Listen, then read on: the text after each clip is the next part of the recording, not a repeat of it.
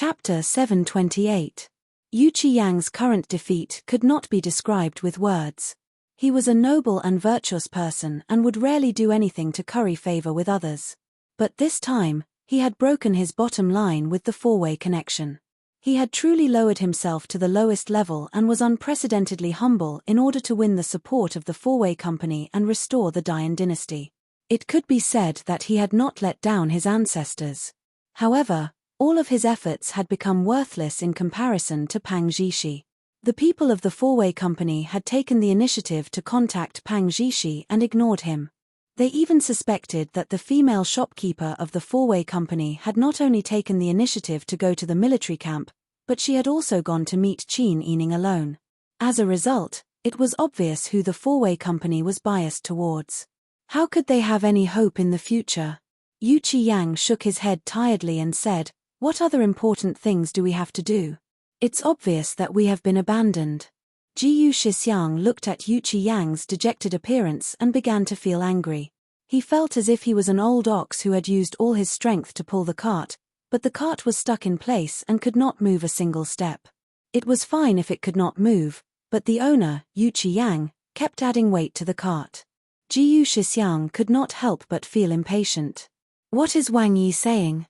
If the four-way company does not cooperate with us, at most, we will not need their help. Why do we have to be like Wang Yi? Don't tell me that we can't do our important things without them. Yu Qiyang was rendered speechless by his words. Although he was still angry in the letter, he had to admit that Jiyu Shixiang was right. They still had to do their important things.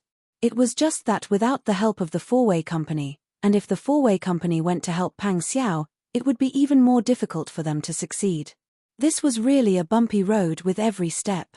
The bumpy road was not the same, and it tortured him until he was physically and mentally exhausted. However, life was like this. How could there be a time when things went according to one's wishes? Everyone had no choice but to live their lives. Yu Qiyang accepted his fate and closed his eyes. He asked tiredly, "Old Master Jiyu said that we have something important to do. What is it?" Jiyu Shixiang was angry that Yu Qiyang refused to use his brain. But at least his attitude was correct. Although the four-way signal is not actively approaching us, we can continue to work hard. If we try our best and fail to gain their favor, then we won't have any regrets. Jiyu Shixiang said in a low voice, "I plan to find an opportunity to see Mr. Liu again and ask him to recommend the head shopkeeper." When Yu Qiyang heard this, he was so annoyed that his head hurt. Could it be that it wasn't enough to be meek and submissive? Did he have to continue begging others? However, he also knew that Jiyu Shixiang was right. They couldn't give up on anyone who could become their helpers. If he didn't try his best, he might regret it in the future. "Then go," Yu Qiyang said tiredly. "Try again."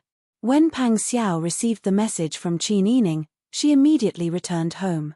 When the two met, Qin Yining first pulled her into the room and told her about the conversation between her and Qiu Feishan, as well as the details of the banquet. Finally, he took out a brocade box and handed it to Pang Xiao. "Take a look." Pang Xiao took the brocade box and opened it. She saw a maple leaf-shaped jade tablet engraved with the character Qiu inside. She took it out and carefully examined it. "You think she's from Shu?" Pang Xiao put the jade tablet back into the brocade box. Qin Yining sat down next to Pang Xiao and shook his head. "Not necessarily. I just feel that she's deliberately trying to draw our attention to Shu. We're currently investigating the background of the four-way signal. Since the clues in Guinan have been cut off and we haven't found anything in the capital, whether this clue is real or not, we have to take a look." At this point, Qin Yining hesitated and said, "Actually, I have a premonition. Shu must have the answer we want to know. Moreover, the jade tablet she gave at the end must have other uses. Because these days of observation, shopkeeper Qiu is extraordinarily resourceful. Everything she does has a deeper meaning. The four-way signal's behavior is also quite strange. According to the results of their investigation, although the four-way signal's business has been in business for 100 years, it only flourished about 2 years ago. Qin Yining had reason to believe that Qiu Feishan was the driving force behind the sudden rise of the four-way signal. Pang Xiao said, if that's the case, then I'll send people to Shu to take a look. Tell them to come back quickly. Our business can't be delayed. Pang Xiao and Qin Yining discussed and rushed back to the barracks to arrange the deployment. While Qin Yining was waiting for the news, the Sun clan and the Ma clan also came to discuss with Qin Yining. Sister Yi, I heard that your grandmother has now settled down in Nanyang. Mother wants to go and see. I haven't seen your grandmother for a long time. The Sun clan looked at Qin Yining expectantly. Qin Yining was a little hesitant. After all, Nanyang had left Da Ju's territory. Now that it was chaotic, it might not be safe to go out. Seeing her hesitation, the Ma clan said with a smile, Yi lass, don't worry. We haven't encountered any danger on the way out. Besides, I'm following along. The people brought by bodyguard Cow are also good. I think there won't be any big problems. When Qin Yining heard this, she knew that the Sun clan had already made up their mind. Before they came to discuss with her, they had already discussed it with the Ma clan and Cao Yuqing. In fact, she could also understand the Sun clan's feelings. At worst, she could arrange more people to follow and protect them. Thinking of this, Qin Yining nodded with a smile, I'll arrange it with Weibo. Grandmother and mother can take it as a trip. Your safety can be guaranteed. The Sun clan nodded happily, but after hesitating for a moment, she still said, also, I want to bring Han Jia and Zhao Jia with me. As if afraid that Qin Yining would refuse, the Sun clan quickly said, I'll bring along the wet nurse and maidservants to take care of them. I guarantee that they won't starve. Besides, compared to you, your grandmother and I are better at taking care of children. I won't stay for long. I'll be back in a month or so. At that time, I'll bring them back. Qin Yining frowned when she heard this. How could she bear to be separated from her 2 children? These 2 children were only a few months old. It was not enough for her to carry them in her arms all day. Seeing that Qin Yining did not speak, the Sun clan was greatly disappointed. The Ma clan shook her head with a smile. She had already told the Sun clan before she came. Qin Yining would definitely not agree to this proposal. As elders, they liked their 2 grandchildren. Could it be that Qin Yining, as a mother, was willing to be separated from her children? Qin Yining did not agree to them taking Han Jia and Zhao Jia away. The Sun clan had no choice but to be separated from their children. They could only decide to stay for a while longer.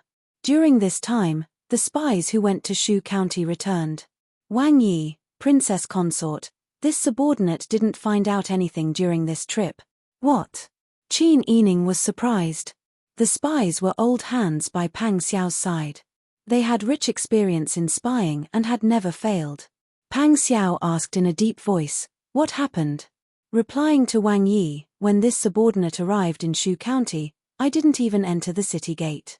I kept wandering outside the city.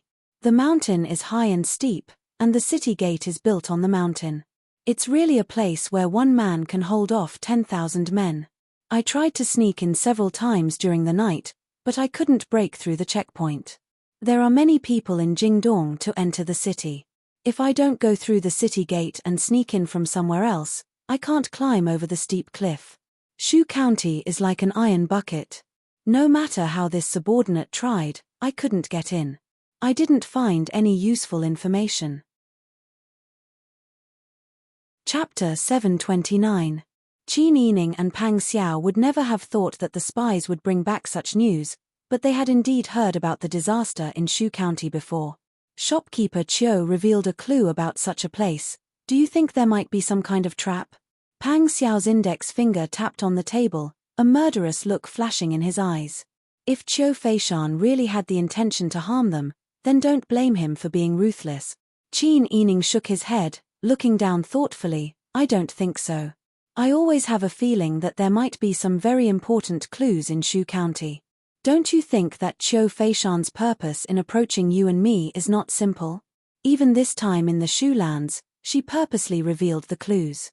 It's not simple, she used the win-win situation beautifully. Pang Xiao sneered. But we can't deny her intelligence. Moreover, she didn't show any special hostility, what she did at most was for a win-win situation, and she didn't harm you or me. That's why I said that she deliberately left the clue in Shu County. I'm afraid her purpose is not simple. If I have free time, I really want to go to Shu County to see what kind of things are there, and why she acted in such a roundabout way. You are now in office, you can't leave. Qin Yining smiled and glanced at Pang Xiao. Can you leave the old capital for no reason? Even if you want to lead the troops out for training, you have to use the excuse of suppressing bandits, not to mention that if you act alone, wouldn't you be taking the initiative to pass the words to the imperial censor? When Pang Xiao heard this, he suddenly laughed. His big hand unrestrainedly touched Qin Yining's white cheek. You little girl, although what you said is the truth, why do I feel so uncomfortable listening to it? Qin Yining wanted to avoid it, but he couldn't. He glanced at the spies standing with their heads down, and saw that all of them had their heads down, but he also knew that Pang Xiao had just touched them, so his face became hotter and hotter, and he stared at Pang Xiao with all his strength. Pang Xiao was stared at until his whole body went limp, and his depressed and irritated mood was swept away. Qin Yining pondered for a moment, and said seriously, Wang Yi, I want to go to Shu County personally to investigate. Pang Xiao was stunned, as if he didn't expect Qin Yining to make such a request. He shook his head like a rattle drum. No, I can't let you out of my sight.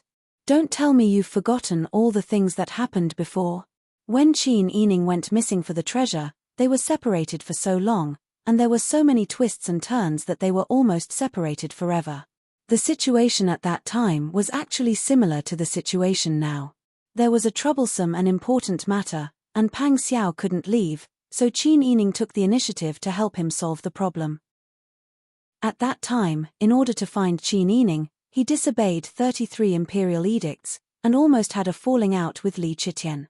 Although the mountain was high and the emperor was far away, the situation was still unstable, and there were people outside who were watching him, the one who stood out. No matter what, Pang Xiao was willing to let Qin Yining go out alone to take risks. Wang Yi, listen to me. Qin Yining's expression became serious, and he said, right now, the appearance of the four-way channel is suspicious, and the origin of the four-way channel is the most urgent problem to solve. You can't leave, so the one who can take charge is me. If you put any of your aides, I'm afraid it won't be as effective as me. I admit that what you said is reasonable, but I can't let you out of my sight. Either I accompany you, or you stay by my side. Pang Xiao's voice was a little anxious, and he couldn't help but raise his voice. Qin Yining saw that Pang Xiao's face was red with anxiety, and he sighed helplessly. I know that Wang Yi cares about me, but in this situation, it's the most appropriate and effective way for me to go to Shu to investigate. If you don't feel at ease, just arrange more people around me. Pang Xiao was once bitten, twice shy. Sometimes, he even had thoughts of retreating. He just wanted to find a place to live in seclusion with his wife and children, and completely avoid the troubles of the imperial court. However, he still had some rationality. How could there be a peaceful place in this world? No matter how far he hid, he could still be found. The safest way was to face the difficulties directly and solve the problem, so that he could leave a clean world for his children in the future. Pang Xiao also understood that Qin Yining was right, but he really didn't want Qin Yining to take the risk. Thinking of this, Pang Xiao simply chose a roundabout way to persuade him. Even if I arrange enough people to follow you, what about the two children? Brother Zhao and Brother Han can't leave their mother. If I'm not at home, you have to stay at home and take care of the children. If you also go out, what will the children do? Qin Yining's heart ached when he heard this. As a mother, how could she bear to be separated from her own flesh and blood? However, in order to live a peaceful life for a long time in the future, sometimes she had to make some decisions. Qin Yining remembered the matter that the Sun Clan had discussed with her. A few days ago, my mother said that she wanted to go to the south with my grandmother. She wanted to bring the children and the servants to my grandmother's house to stay for a month or so. My mother also hasn't seen my grandmother for a long time. She misses her a lot. The elderly are very close to people who are of a different generation and can't bear to be separated from Brother Zhao and Brother Han. I didn't agree at first. But now that this has happened, why don't you hand Brother Zhao and Brother Han over to my mother and grandmother? They are both trustworthy people. Aunt Cow will also bring the silver-masked spies to follow my mother and grandmother to the south. You just need to make some arrangements, and I think there won't be any problems. Pang Xiao's sword-like eyebrows were tightly knitted, and the space between his brows became a knot. Qin Yining said again, we have serious things to do. It's not that we don't take responsibility for the two children. Besides, all the efforts we are doing now are for the children to have a better environment to live in the future, aren't they? If we don't pave the way, will Brother Zhao and Brother Han have to tuck their tails between their legs when they grow up? I know the reason, but I'm worried about you, and I can't bear to part with the two children. Pang Xiao's fingers gripped the armrests of the round chair. Because he used too much strength, his knuckles had turned white. Reality was like this, and it often didn't let people get what they wanted. Are you Yi? Sometimes, even if you resisted, things would still happen. Qin Yining was right. Only by solving all the problems would the future path for the children and their families be smooth.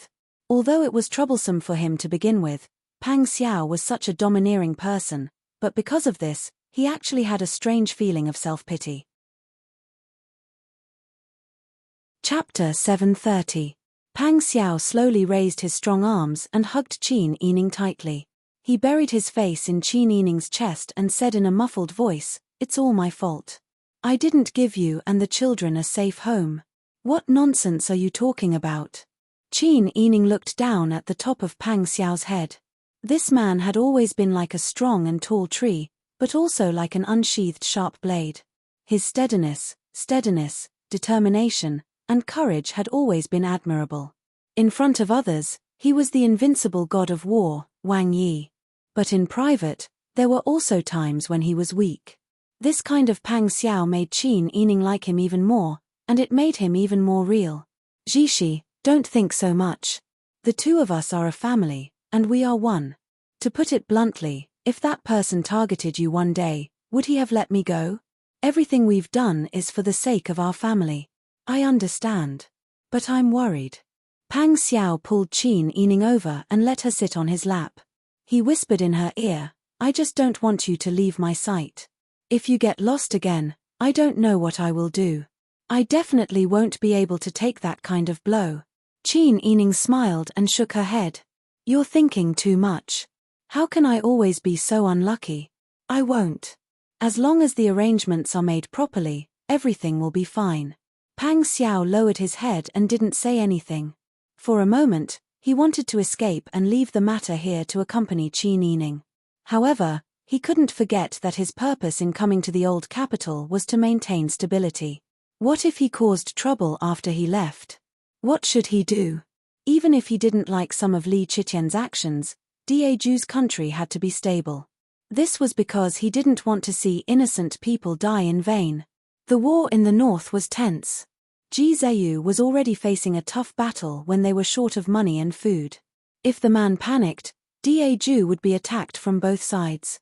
It wasn't easy for the world to be stable for a few years. Most of the people finally enjoyed peace. He couldn't be so selfish. Since the matter of the four-way connection could not be delayed and they still had to take care of the matters in the south, Pang Xiao could only nod helplessly and agree to Qin Yining's suggestion. After leaving Qin Yining, Pang Xiao went straight to look for Mu Jinghu. Mu Jinghu was in the room, eating snacks and reading some flower books.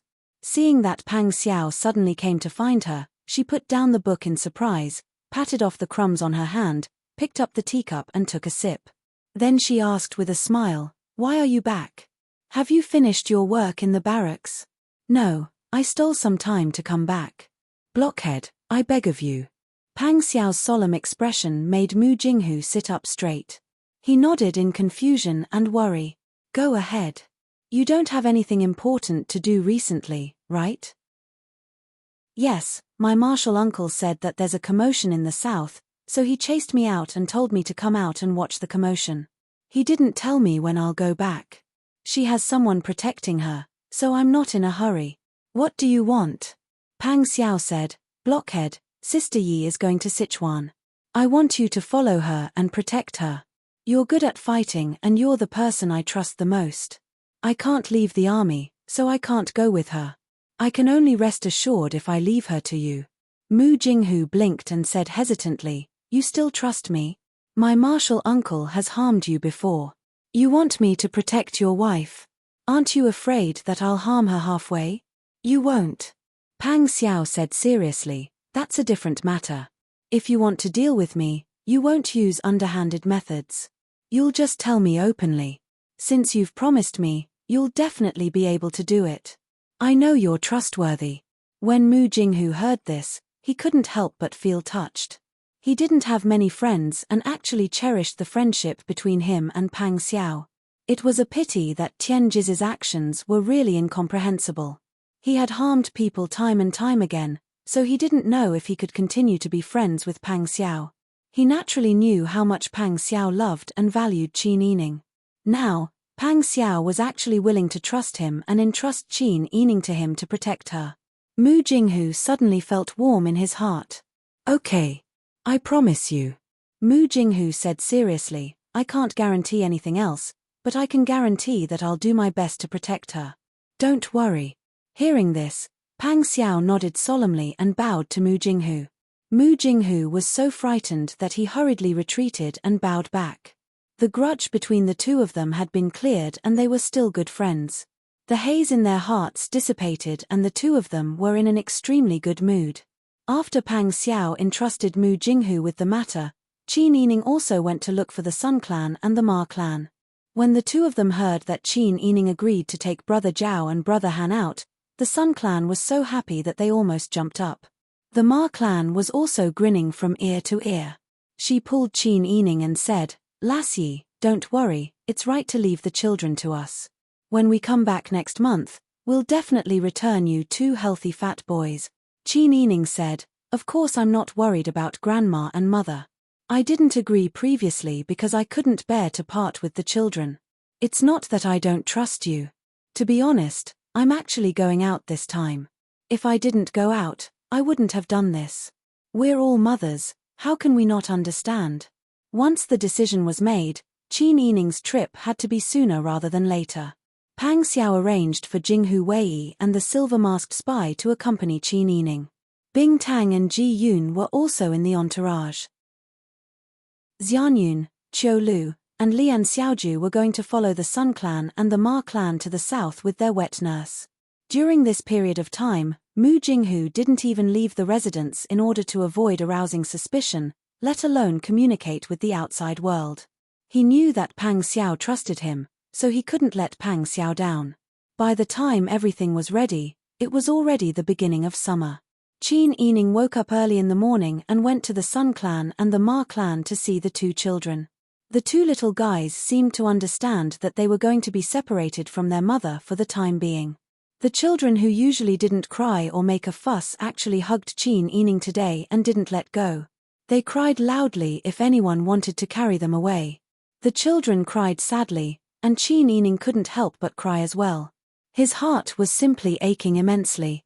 Pang Xiao's heart was also in a mess as he watched from the side. Looking at his wife's red eyes, he felt even more upset in his heart.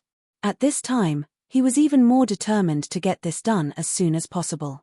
He didn't want to be separated from them in the future. "Everything is ready outside. Sister Yi, we should set off." Qin Yining hugged Brother Zhao and kissed him. Then, he tilted his head and kissed Brother Han's face. He steeled his heart and turned to walk out of the bedroom. The baby's loud cries could be heard behind him. The Sun clan and the Ma clan each held one child and coaxed them softly. They reminded Qin Yining, "Be careful outside. You don't have to worry about the children. We will definitely take good care of them." Qin Yining forced a smile and nodded. He didn't dare to stay any longer, for fear that he wouldn't be able to leave if he stayed any longer. He hurriedly walked out of the far door. As soon as he walked out of the corridor, he couldn't help but burst into tears. He sobbed and choked. Chapter 731. Qin Yining sat in the carriage. When she thought of the two children crying so miserably just now, she still felt waves of pain in her heart. But she had to go out to do business. The short separation now was also for the long happy days in the future. Also, there was the Sun clan and Ma sure to take care of the children. There wouldn't be any problems. But even though she understood the reason, she still felt sad. Separating her from the children was more painful than separating her from Pang Xiao. Pang Xiao stood in front of the carriage and lifted the curtain to look inside. He saw Qin Yining still sobbing with her head down. A plain handkerchief was wet. He said helplessly, "Sister Yi, don't cry. You see, it was your decision to go out, but now you are crying. Be careful, I will laugh at you in the future." Qin Yining glared at him with teary eyes. "If you want to laugh, then laugh. Being separated from the children was like digging out my flesh. Can't I shed a few tears now?" Her tear-soaked eyes were brighter than usual. Her aggrieved and reproachful tone was pitiful. Pang Xiao was a bit jealous of the children, but more than that, he felt pity and heartache. All right. Pang Xiao jumped onto the carriage and sat down next to Qin Yining. He roughly wiped her tears. "Don't cry. Don't people say that when children see their mother, they cry for no reason? They are just used to crying. I don't usually see you like this. Also, your mother-in-law and grandmother are old. They have more experience in taking care of children than you. I have arranged for the safety of the road, so you don't have to worry. You are married to me and have a good life. You can take care of the children by yourself. Not to mention those concubines in the previous court, your own flesh and blood have to be raised by others. If you are like this, won't you faint from crying?" "Bah, I'm not a concubine. I don't care." Qin Yining spat at him. But even though she said this, her tears stopped falling. Pang Xiao smiled and said, "I know you don't care. Otherwise, you would be destined to be the empress. Why would you be bothered by me?" Hearing the jealousy and self-blame in his words, Qin Yining chuckled. "All right, Mr. Annoying. You should get out of the car. It's time for us to leave." "Yes. I'll get off now." Although he agreed, his lips did not hesitate to press on her forehead and eyes. His gaze towards her was also filled with endless gentleness. "Take good care of yourself." When he met Pang Xiao's gentle gaze, Qin Yining buried his head in his arms and said reluctantly, "I will. As for you, take care of yourself. If you encounter anything, you must remain calm and not be impulsive. You don't have to worry about me. I've brought all my men." Pang Xiao tilted his head and lovingly kissed her cheek. His slender fingers twirled around a strand of her long hair that was hanging in front of her chest. He sighed and said, "I know. You should be more careful when you're outside. I'm really worried that I can't look after you. Fortunately, I entrusted you to Blockhead. Although Blockhead is close to Tian Jizzy, his character is trustworthy. Since he promised me, he'll do his best to protect you. I don't ask for anything else. I just want you to be safe and sound. If you can find out about those four-way numbers, then find out. If you can't find out, then come back. Just treat it as going out to play. Don't force yourself because of this. If you hurt yourself, then the losses will outweigh the gains. Do you understand?" "I understand. Even if I can't do it, there's still you. I won't force myself." Pang Xiao nodded and looked at the sky outside. No matter how reluctant he was, he could only suppress it. He let go of Qin Yining and let her sit up straight. He helped her tidy up her long hair and the crooked collar. He said, "I won't say too much and delay your journey. I don't want to miss the time to stay. You can set off now." Qin Yining nodded and patted Pang Xiao's big hand with her small white hand. "Don't worry." Pang Xiao grabbed her hand and kissed it. He looked at her for a while with great reluctance before jumping off the carriage. Bing Tang and Ji Yun, who had been hiding at the side, got on the carriage and closed the door. Pang Xiao flipped over and jumped onto the horse's back. His cloak fluttered and he waved his hand behind him. "Let's go." Huzi immediately shouted, "Let's go." Pang Xiao's Jinghu Wei set off together and escorted Qin Yining's team out of the old capital. They didn't say goodbye until they were 30 miles away from the city. They didn't carry anyone on their backs this time. Soon, the young mansion and Yu Qiyang received the news. Yu Qiyang and Jiyu Shixiang naturally didn't know why. But a few days ago, they learned that the elders of the family Qin came. They thought it was the women who wanted to visit their relatives and friends. So they didn't take it seriously. Qiu Feishan listened to Magistrate Yang's report and smiled. Are you sure they went to the west? Magistrate Yang nodded. I'm sure. Qiu Feishan's smile grew wider. I see. She turned back and ordered Mr. Liu, who was following her, go back and meet Zhenan Wang. Although they are useless, they are loyal and obedient. It's enough to wait for a while. Mr. Liu immediately nodded and turned back to send an invitation to Yu Qiyang and Jiyu Shixiang. Yu Qiyang and Jiyu Shixiang knew that the people of Sitong Number took the initiative to contact them. They were so happy that they didn't take Qin Yining's departure to heart even more. Qin Yining led a group of people to escort them. The journey was very smooth. Even if they met some heroes, they were taken care of by the people accompanying them one by one. After more than a month, when summer came, they finally got close to the land of Shu. Qin Yining found that the closer they were to the land of Shu, the better and wealthier the people were. Compared with the old capital, which was full of ruins and people often starved, the people near the land of Shu lived a peaceful and prosperous life. Finally, in the afternoon, Qin Yining's team arrived at Zhenchuan Pass of Shu. Qin Yining alighted from the carriage. Her crescent-white dress fluttered in the breeze, outlining her figure that had lost a lot of weight in recent months. The air was filled with the faint fragrance of green plants. She used a round fan to block the sunlight on her forehead. Squinting her eyes, she looked up and saw towering and steep cliffs extending to both sides. There was a plank road on the cliffs that could only allow one person to pass sideways. There was no place to step on, and one wrong step would lead to a bottomless abyss. Right in the middle, the fortress-like Zhenchuan Pass was like a dignified warrior, solemnly guarding the territory behind it. The guards in red robes stood on top of the city gate. Although the city gate was open, not many people walked in. Most people were stopped outside the gate. Qin Yining was shocked by the scene in front of her. Even the people behind her were speechless for a moment. After a long time, Mu Jinghu said, "No wonder people say that the road of Shu is as difficult as ascending to heaven. There is almost no need for soldiers to guard this pass. They only need to send people to guard the gate tower. The cliffs on both sides are so steep that I'm afraid they can only fly over if they have wings." Qin Yining nodded. Previously, when the people sent by Wang Yi replied, they said that they couldn't enter this place. Now that I see it with my own eyes, I know why they can't enter. Those plank roads built on the cliffs might not even be able to walk, let alone climb over the cliffs. Jingzhe, go forward and take a look. Why are there so many people gathered outside the gate and not going in? Jingzhe nodded and strode towards the gate. Chapter 732. Jingzhe strode towards the city gate. The closer he got to the city gate, the more he could feel the pressure from the steep cliffs on both sides. Soon, he arrived at the city gate and saw the guards dressed in bright red robes inspecting the travel permits of the people entering the city. Jingzhe took out the travel permits from the old capital and lined up with the people preparing to enter the city.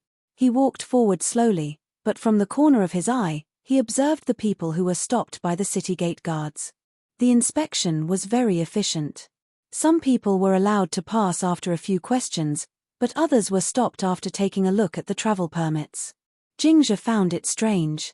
Pang Xiao had ordered people to gather information, so he must have issued travel permits as well. However, the other party didn't even enter the city gate.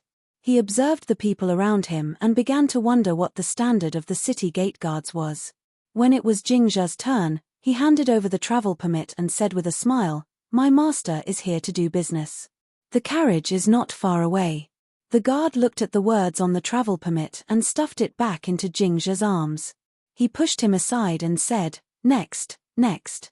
"Ah, Sir Soldier." Jingzhe staggered after being pushed. He frowned and said, "Sir, I have the travel permit. Why won't you let me pass?" The guard looked Jingzhe up and down, as if to confirm something. He then shook his head and said, "Go away. Don't block other people's way." Jingzhe wanted to argue, but two rosy-cheeked and well-built guards came forward.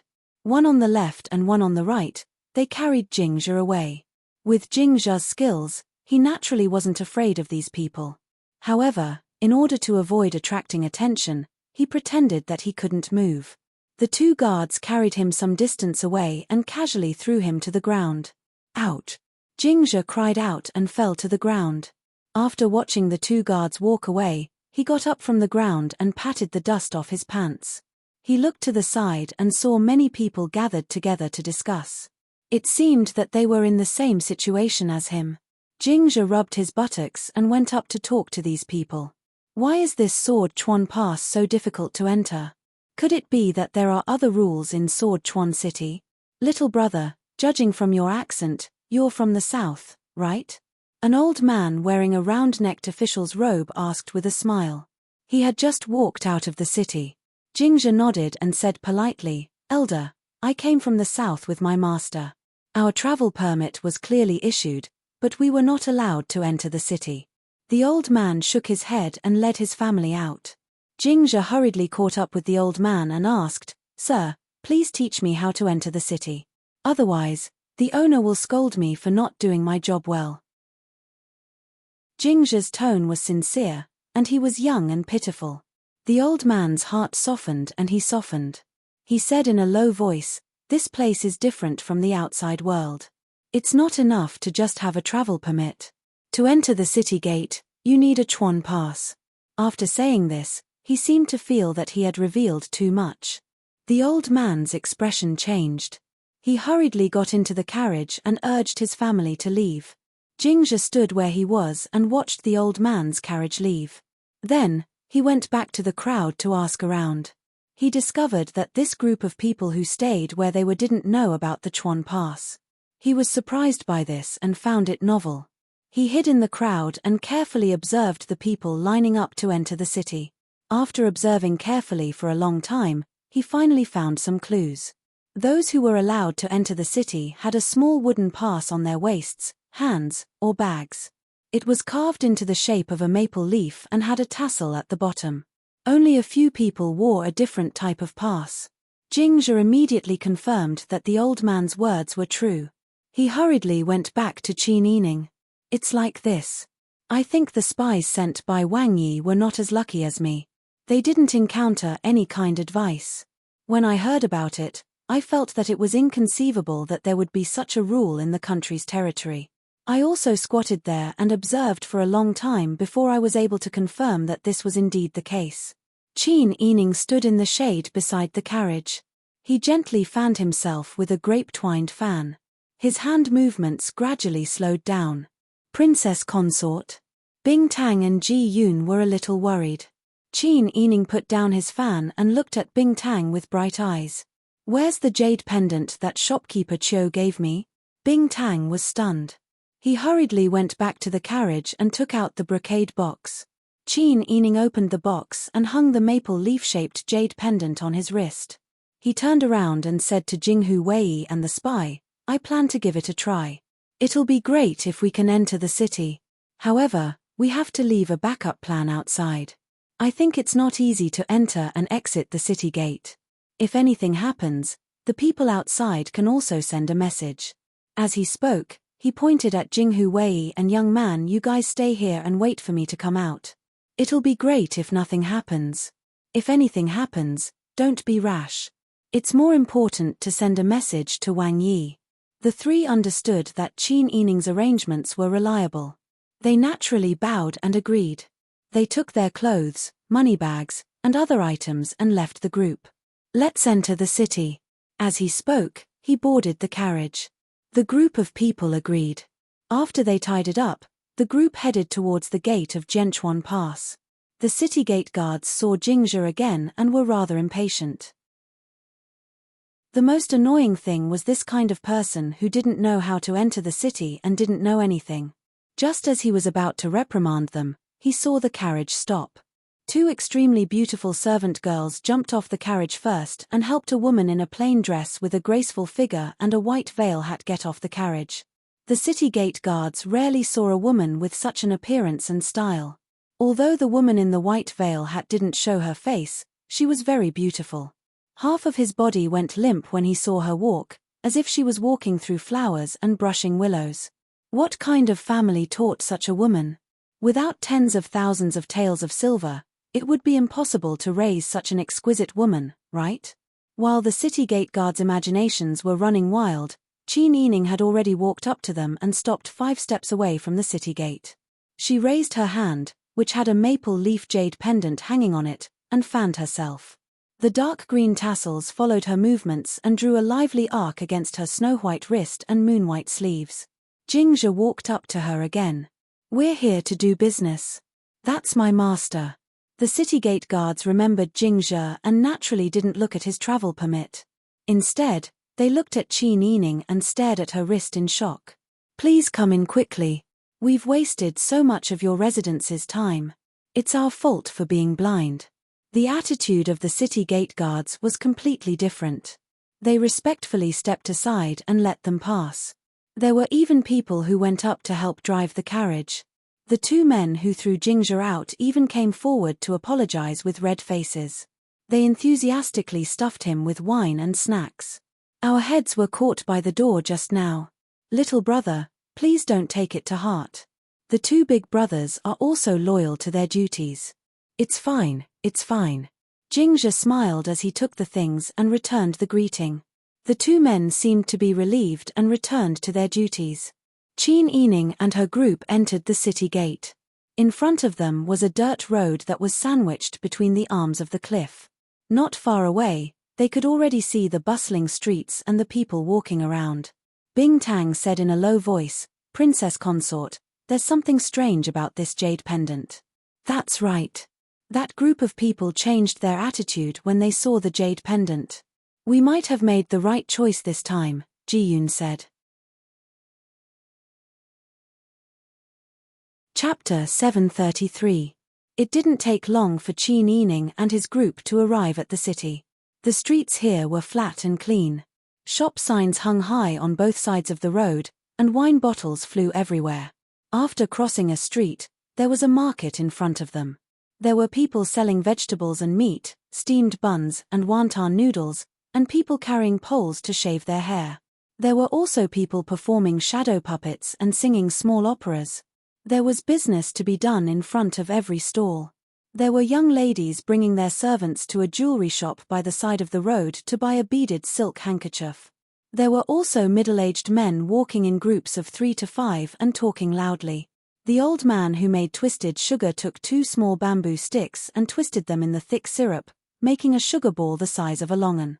The child threw the copper coins into the earthenware bowl and stretched out his dirty little hand to take the candy. He licked it with satisfaction and ran to show off to his playmates. His playmates could all take out the copper coins to buy candy together. The scene in front of them was really a scene that could only be seen in a peaceful and prosperous era. The people here all had rosy faces. At a glance, it was obvious that they had not been hungry for a long time and were living very well. A young man carrying a pole and wearing a half-new indigo cotton gown and a 6-harmony hat walked past them while shouting sesame cake.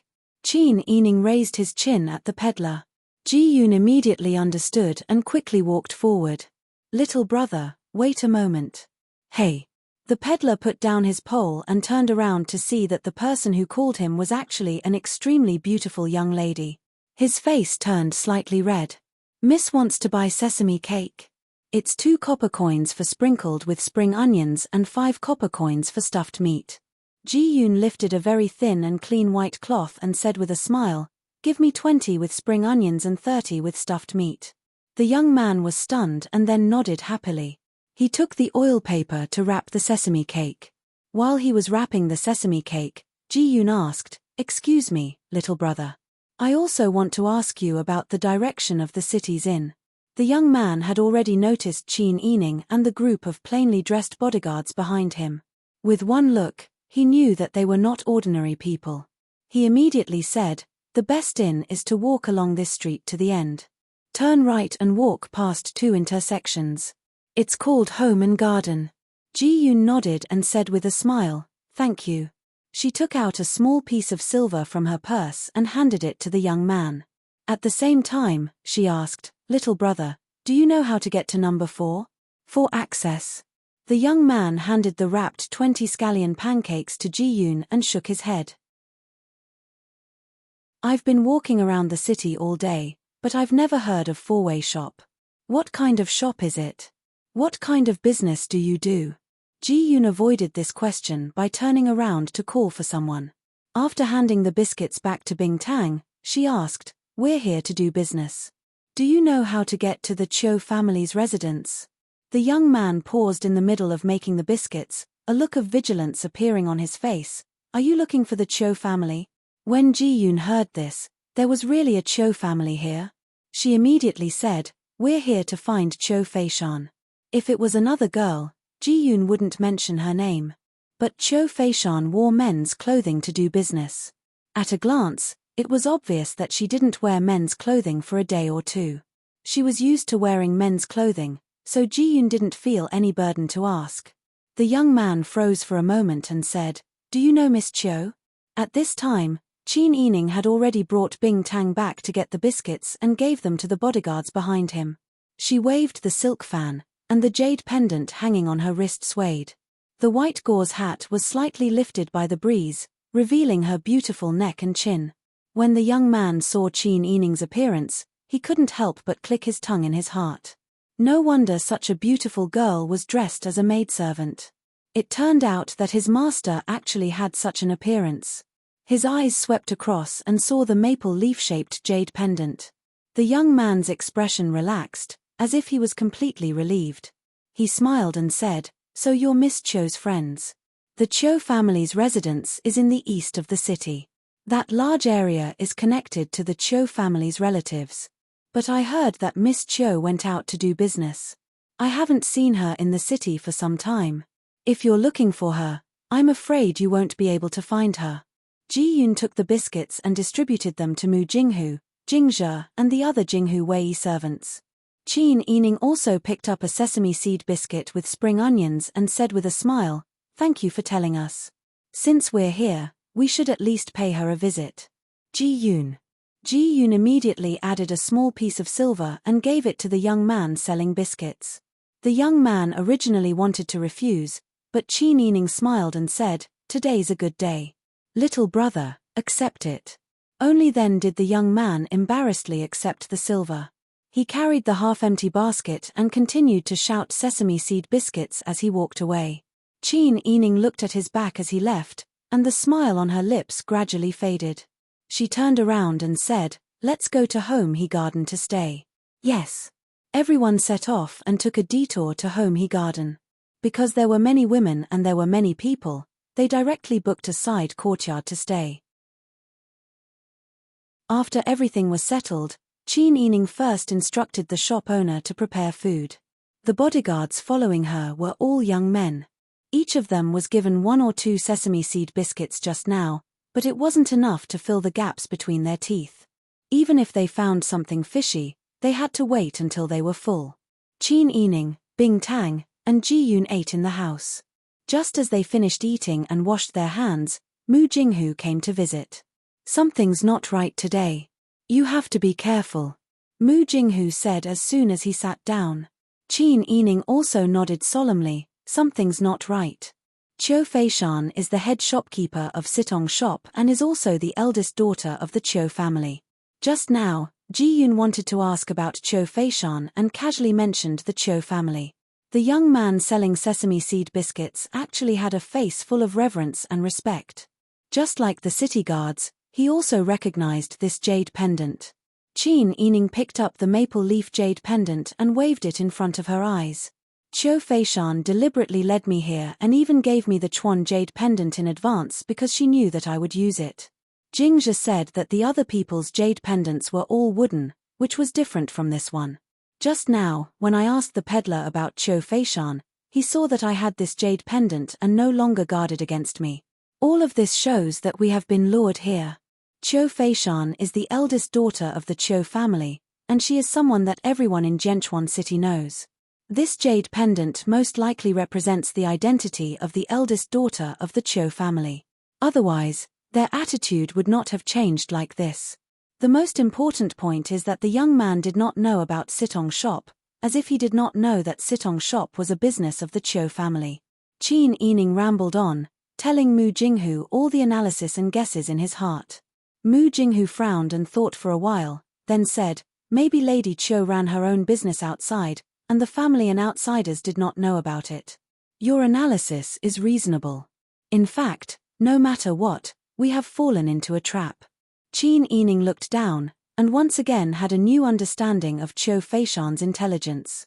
This was the first time he met someone who was so good at scheming, and who had calculated everything in advance. Why did she lead them to Zhenchuan City? Chapter 734. Qin Yining and Mu Jinghu looked at each other, and their gazes landed on the jade tablet in Qin Yining's hand at the same time. This thing must have lured them here, but we don't know the reason behind it. Qin Yining frowned worriedly. Mu Jinghu said nonchalantly, since you think it's strange, then don't bother with it. Just push it away. I don't believe that the Qiu family will be able to barge in. Qin Yining was amused by Mu Jinghu's carefree attitude. We came here to investigate. Now that we have a lead, how can we avoid it? She came here to investigate Sai Tong. Sai Tong was an old shop with 100 years of history. They were very nostalgic and mysterious, and did not leave any clues in the pugilistic world. Even Pang Xiao's spies were sent to Guinan, which had nothing to do with them. Now that she was in Zhenchuan City and had finally found some connections, she still wanted to know the background of the Qiu family. How could she give up so easily?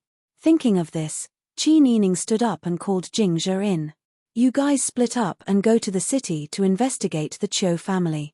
I don't care if it's a big or small matter, I just want to know anything related to the Qiu family. Jing Zhe nodded and said worriedly, if we go out, what will happen to the princess consort's safety? Qin Yining smiled and said, don't worry, I still have young Master Mu by my side. Don't worry, I will follow and protect the princess consort. Mu Jinghu promised seriously. Jing Zhe trusted Qin Yining's intelligence almost blindly. Now that Qin Yining said that Mu Jinghu could protect her, he naturally believed him. He immediately went out to make arrangements to gather information. Qin Yining brought Bing Tang, Ji Yun, and Mu Jinghu to meet their old master Qiu from the Qiu family. Because Qin Yining was already married and had traveled extensively with Pang Xiao, he had seen all kinds of situations. Naturally, he didn't wear a veil hat inside the room. This time, she hung the entering Chuan card on her waist as if it were her skirt. Holding a round fan in her hand, she slowly walked into the central room of the courtyard. In the central room, there were two well-dressed middle-aged men standing with their backs to the door as they spoke. Their attendants were standing beside them. Qin Yining's group had just arrived at the corridor when they heard the footsteps.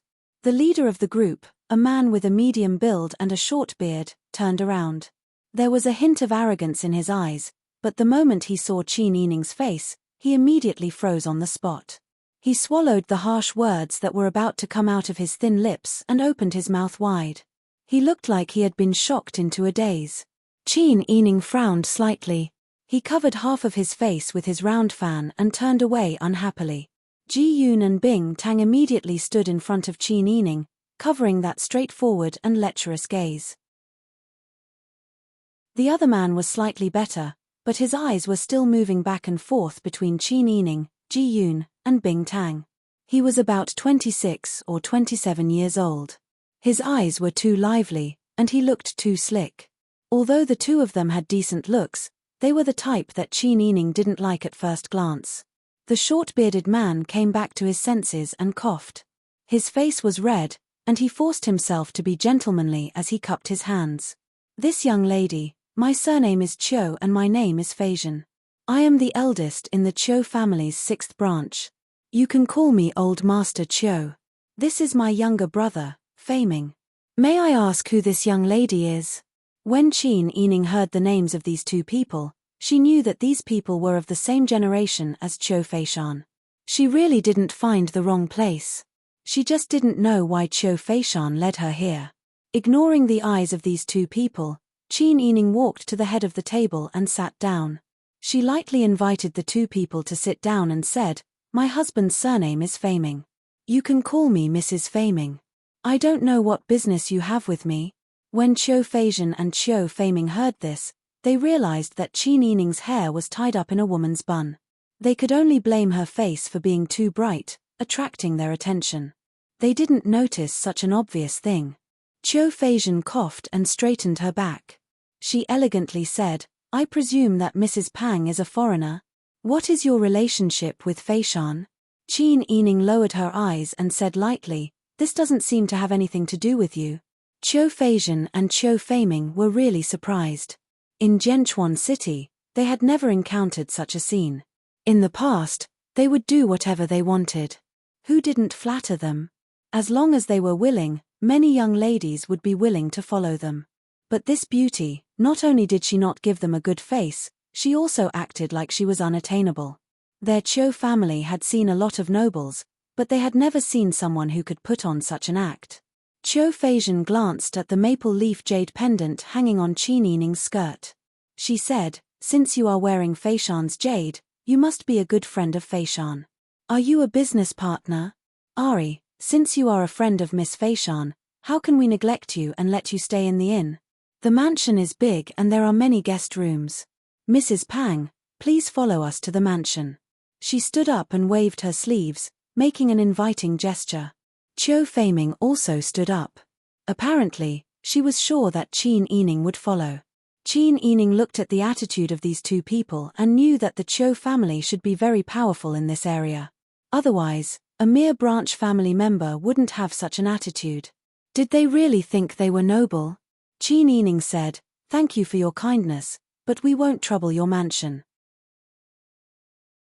We are living very well here." Qiu Feizhen and Qiu Feiming were treated coldly again. Their hearts immediately grew like grass.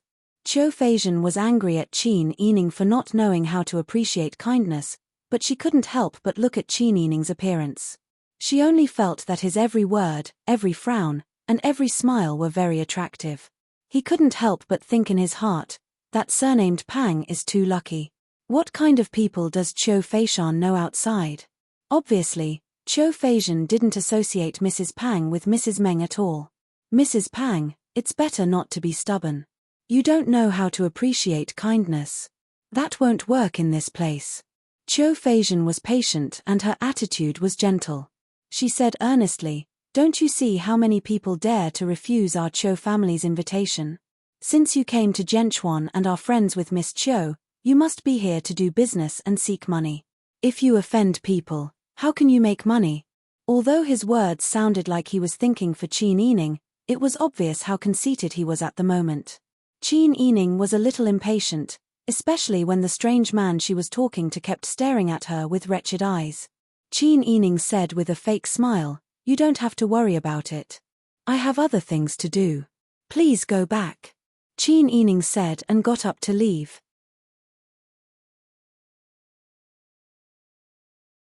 Chapter 735. This person was actually using her as a fan to amuse himself. Qin Yining's heart was filled with anger, and his white fingers holding the fan tightened again and again to prevent himself from slapping her. After all, he was unfamiliar with this place, and from the way the two spoke, even if the person who went to investigate had not returned, he could see that the Qiu family's status in Swordchuan City was not low. It was better to have less trouble, and as long as there was no substantial harm done, it was fine. Qin Yining said with a cold face, "Master Qiu, please do as you please." Saying that, he wanted to avoid more trouble, and once again bypassed him. Qiu Feixiong gently pushed Qiu Feizhen, and when Qiu Feizhen looked back in confusion, he raised his chin at Qin Yining. His meaning was obvious. The two brothers had been together for a long time, and knew each other's temperament the best. If Qiu Feizhen was a little hesitant before, after being encouraged by Qiu Feixiong, that 30% thought became 70%. They had never seen such a beauty in their lives in Swordchuan City. Originally, they thought that Qiu Feishan's appearance was already enough to cause the downfall of a city, but today they saw an even rarer one. She was as gentle as water. This Lady Pang's husband must have burned incense, otherwise how could he have such good luck? Qiu Feizhen cursed in her heart, and directly pulled Qin Yining's sleeve. Qin Yining was so angry that she flung him away. Ji Yun and Bing Tang were also anxious, and protected Qin Yining in the middle. Mu Jinghu's hand was on the soft sword at his waist, and his usually gentle eyes seemed to be covered with a layer of ice at this time, and there was a hidden momentum that could erupt at any time. Qiu Feizhen was not angry at all, and instead felt that Qin Yining's appearance was very interesting. In the past, he had seen many women who flattered him, and today he finally met one with thorns, so his interest was even stronger, and his tone was full of lust and teasing. Lady Pang, don't be angry. I think Lady Pang must have come all the way here to ask for something. Tell me, if you want to succeed in Sword Chuan City, other than our Qiu clan, who else can you ask? Although you have Qiu Feishan's unique Chuan plate, Qiu Feishan is not here. Even if she was the legitimate daughter of the eldest branch and wore men's clothes all day long, she was still a fake man, wasn't she? In the end, wouldn't she still have to pack her bags and get married off? Although I'm from the 6th branch, my relationship with second uncle is indisputable. If you are willing to have a cup of wine with me, we can talk about life all night long. You and I can have fun either way. Why not? As long as I am satisfied, even if you want the stars or the moon, I can pluck them for you. What do you think, little beauty?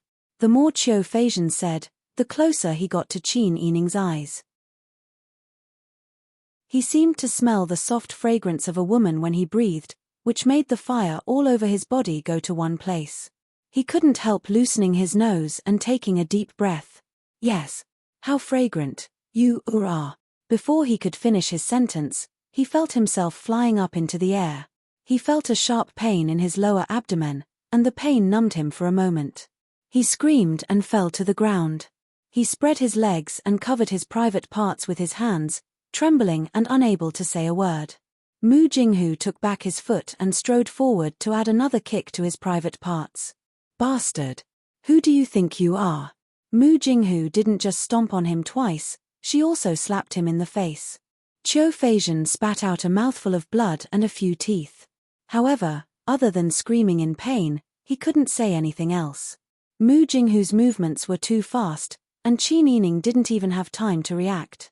Qiu Feizhen was also shocked by Mu Jinghu's sudden actions. He stood to the side, as if his feet were rooted to the ground. He didn't even dare to help Qiu Feizhen and only called out to the servants behind him with a trembling voice, "Quick, quick, this is killing someone, quick." The servants still had some courage. One of them helped Qiu Feizhen to escape, while the other two rushed to carry Qiu Feizhen and ran away.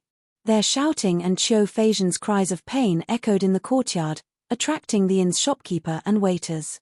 When he saw that the person being carried out was the Qiu family's master Zhen, the shopkeeper's face immediately turned pale. Mu Jinghu looked coldly at the group of people who ran away, his heart filled with hatred. Pang Xiao entrusted Qin Yining to him to protect, so that was his responsibility. He couldn't lose a single strand of hair, not to mention that he met such a shameless lecher today. If he could watch Pang Huli's wife being molested and ignore it, could he still be considered a human? The more Mu Jinghu thought about it, the angrier he became. He cursed, that Qiu family isn't a good family either, raising such a scum. Qin Yining sighed, don't be angry, no matter if it's a big or small family, the children in the family are all mixed together. As they were talking, Jingzhe and the others who went out to gather information came back. Jingzhe whispered, this Zhenchuan city's Qiu family is incredible. It's said that before the Northern Ji dynasty was established, the Qiu family had been passed down for 100 years. Today, they have at least 200 to 300 years of history. Some of their clansmen also went out to develop, but most of them stayed in Zhenchuan City to lead the lives of young masters. That's right, princess, it's said that their family's wealth is comparable to that of a country. Even this Shu County has become the hinterland of the Qiu family. The entry plate is a travel permit, and the Qiu family has set the rules. Correspondingly, the exit plate is required to leave Zhenchuan Pass through the city gates. Qin Yining was shocked when he heard this. The jade pendant in her hand was the entry plate. If they had to leave the city by using the exit plate, wouldn't they be trapped in the city? One had to know that there was no way to cross the terrain here. If they wanted to leave, they could only go through the city gates. Qin Yining frowned, wouldn't the Qiu family become the local tyrant here? Jingzhe nodded, that's right. When I went out to gather information, the people here didn't know much about the outside world. They only knew about the Qiu family in Shu County, but didn't know who they were. They also ignored the imperial court, but highly respected the Chiu family. Didn't the local magistrate do anything about it? He didn't. From what I saw, it seemed that the local magistrate who came to take up the post, who refused to listen to the Chiu family and didn't take advantage of the Chiu family, died because of the dangerous terrain. Qin Yining was silent. This was simply unimaginable. The land of Shu was not a barbaric place like Java. Seeing that the local people were so rich, and looking at the richness of this place, if it was the credit of the local magistrate, he would definitely be able to become a local official. But now, it seemed that the Chiu family's ambition in Shu County was greater than any other family he had seen. Even the Lu family in the capital wasn't as arrogant as them. Bing Tang frowned. This isn't good. We just crippled that lecture. If what Jingzhe said is true, then wouldn't we have poked a hornet's nest? With the Chiu family's power, I'm afraid they won't let us go so easily. As soon as Bing Tang finished speaking, a loud noise came from the courtyard. Who is it?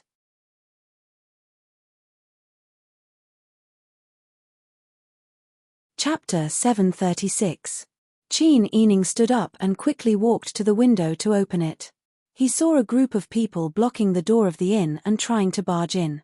The Jinghu Wei were all soldiers trained by Pang Xiao, and the silver-masked secret agents were all people who saw blood when they killed. Naturally, they guarded the door to prevent that group of people from barging in. One side wanted to barge in, while the other side refused to back down. As they argued, they couldn't help but push each other, and it looked like they were about to start fighting.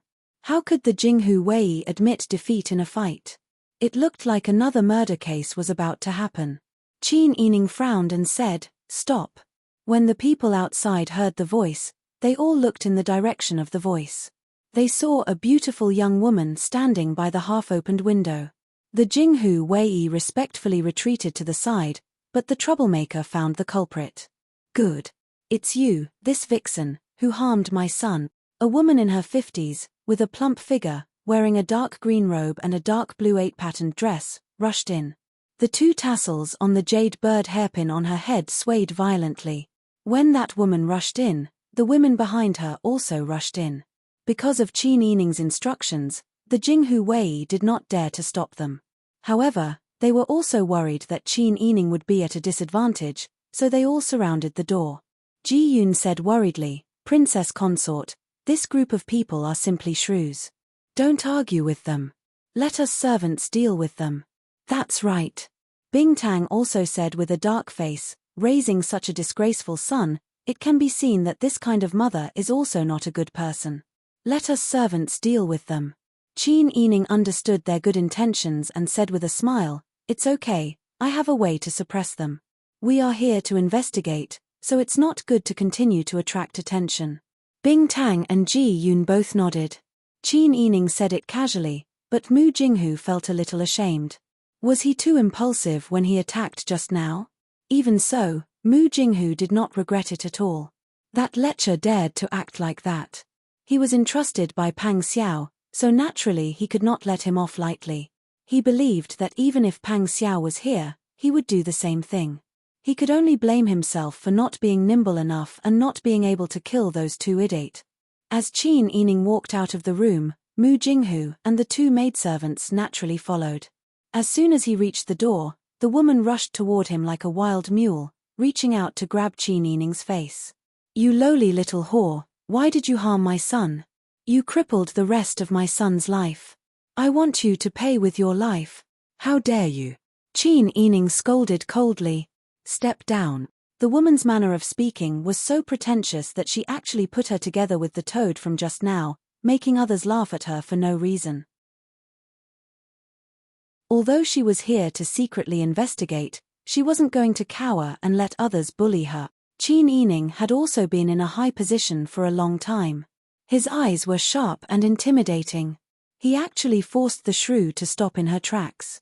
The woman only came to her senses after she stopped in her tracks. How could she be so obedient to this vixen's words? Wasn't she losing all her face? The woman immediately put her hands on her waist and puffed out her ample chest. Step by step, she approached Qin Yining. As she walked, her heavy body and the fierce-looking muscles on her face trembled. "Pay." Who do you think you are to be so impudent in front of me? Do you know who I am? Qin Yining sneered. Who are you? I really want to ask. If I tell you, you'll be scared to death. I'm the old lady of the Qiu family's 6th branch. The one you just injured is my eldest son. I don't care if you're a guest of Qiu Fei 3rd or Qiu Fei 4th. You dared to hurt my son, so you'll have to pay with your life. What a joke. Is there no law here? Is there a need for a woman like you to shout here? Can you solve a case without going to court? Fat. Is your brain damaged? What kind of status does my Qiu family have? Do we still need to go to court? Let me tell you, the Qiu family is the law here. If you touch a member of the Qiu family, it's the same as touching a member of the imperial family. You crippled my son, so I'll have you pay with your life today. Old Lady Qiu turned around and scolded the guards she brought with her. Why aren't you arresting this vicious whore for me? I'll see who dares. Qin Yining turned around and ordered Ji Yun. Ji Yun opened the brocade box in her hands. Inside was the gold medal and golden seal of the Prince Zhongxian's imperial concubine bestowed by the emperor. As she opened the lid, the items inside reflected the sunlight in front of everyone. It was extremely dazzling. I'm the current Prince Zhongxian's official concubine. You dare to touch me?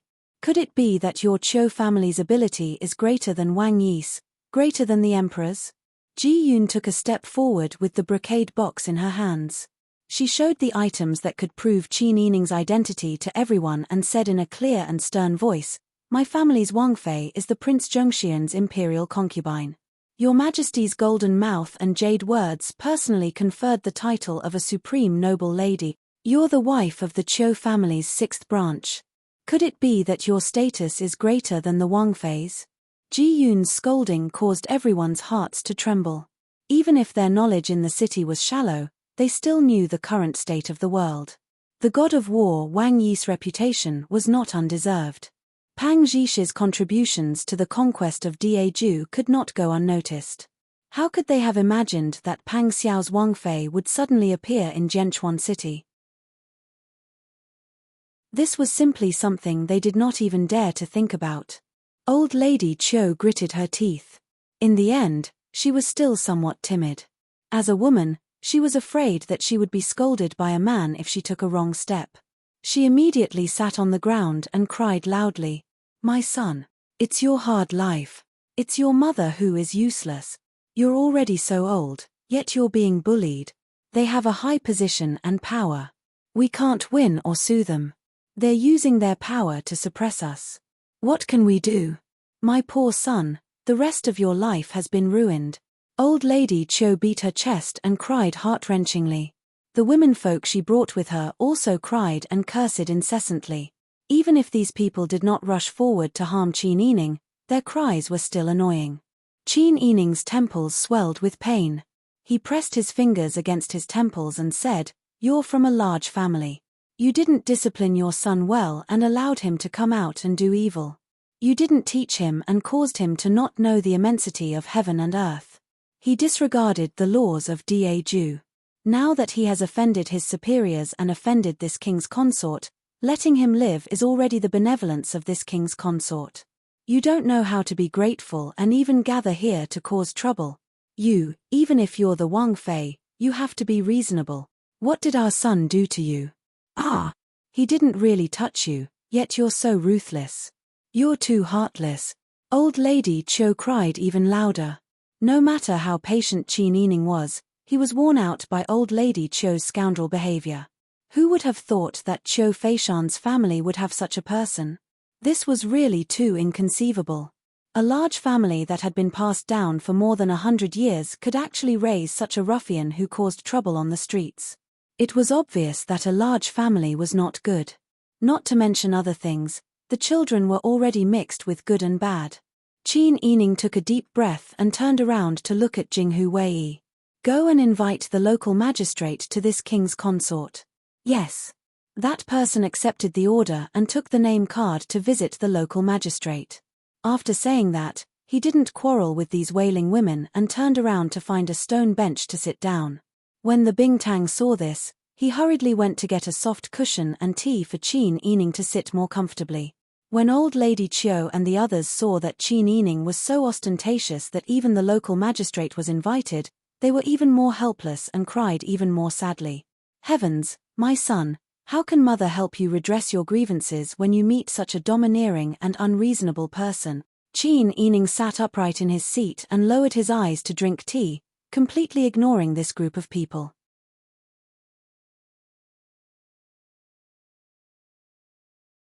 Chapter 737. Qin Yining knew that at this time, it was inevitable that her identity would be exposed.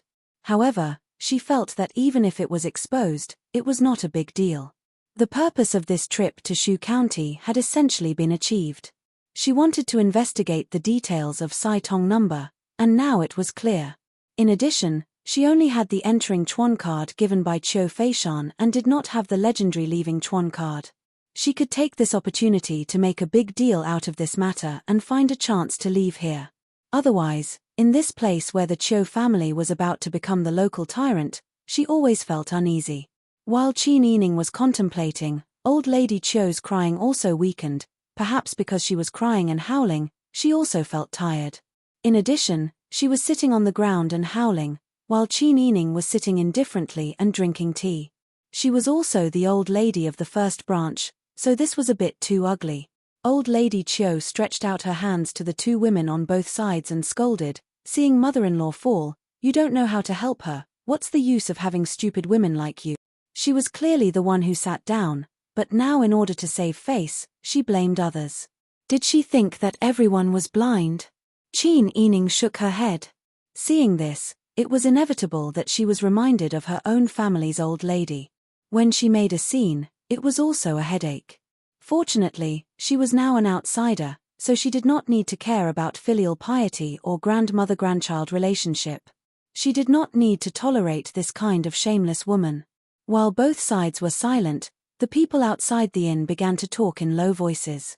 All the people were cursing Qin Yining for being a vixen and having an ambiguous relationship with Qiu Feishan. She even ordered people to injure Qiu Feishan. These people blindly obeyed and worshipped the Qiu family, so no one had investigated, and they had already concluded that the matter was Qin Yining's fault. How did it happen at that time? These people did not see it, but now the rumors were like the spirits behind Qin Yining, vividly describing the specific process of how she seduced people. Mu Jinghu stood beside Qin Yining and clenched his fists even tighter. He was a martial arts expert and his 5 senses were outstanding. Although he could only vaguely hear the discussion of those Qin Yining, it was as if every word and sentence was whispered into Mu Jinghu's ears. At this time, he was already burning with anger. This group of people was talking nonsense and pushing all the blame to Qin Yining. They were obviously trying to curry favor with those in power. He had promised Pang Xiao that he would protect her. But now, things had blown out of proportion.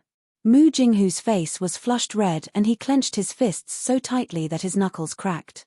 At this moment, a clamor came from outside the courtyard.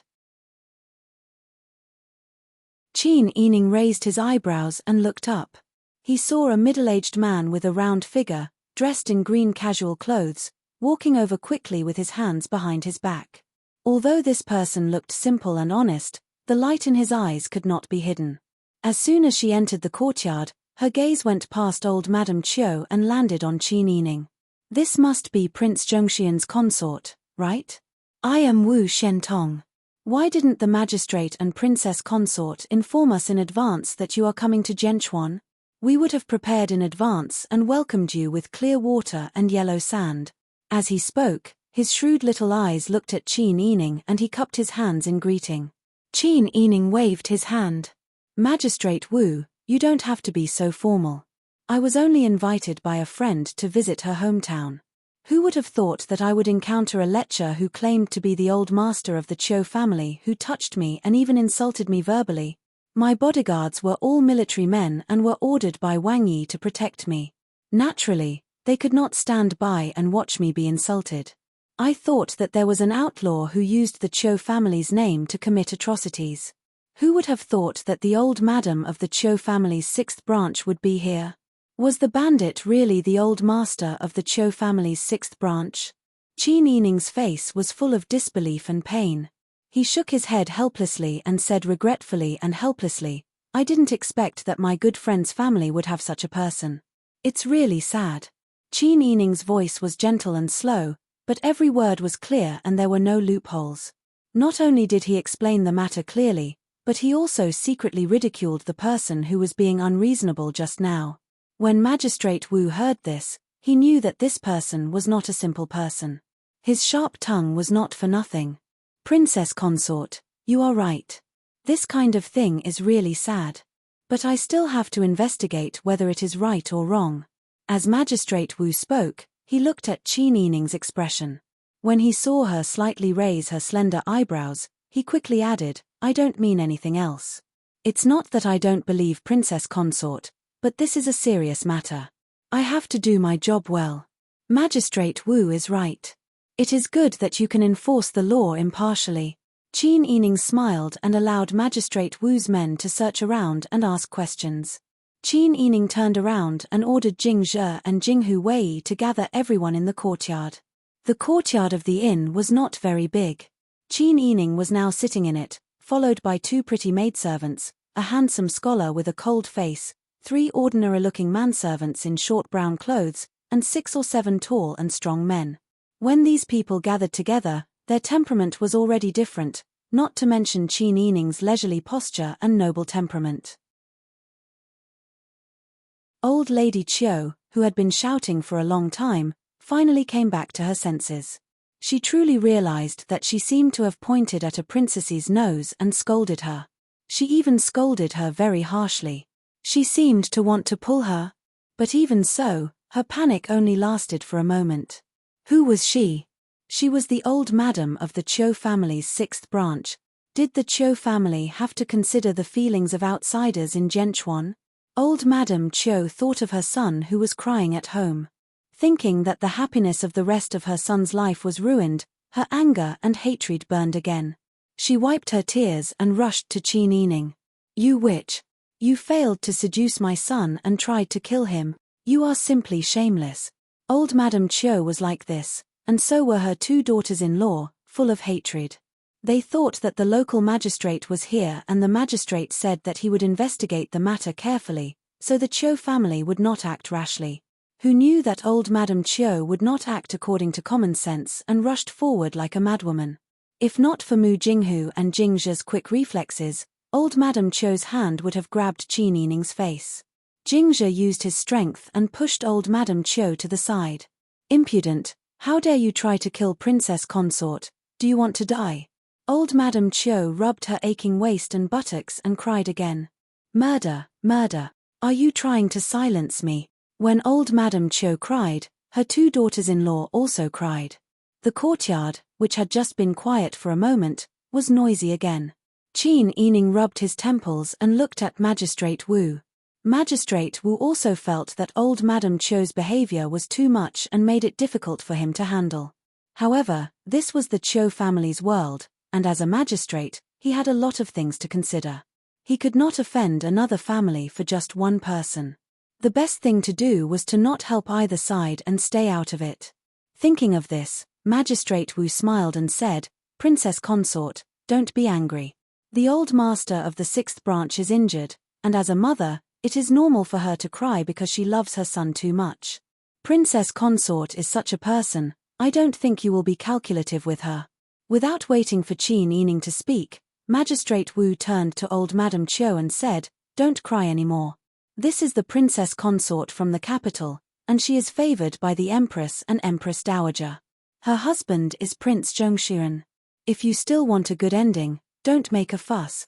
Old Madame Qiu was not familiar with Magistrate Wu, and after being reprimanded, she was naturally afraid and angry. She did not dare to cause trouble for Qin Yining and only covered her face and cried. At this moment, a calm male voice came from outside. "Is Prince Zhongshuren's consort staying here?" "Yes, it is." After the conversation, a tall and handsome man in a royal blue round collar with large sleeves walked in.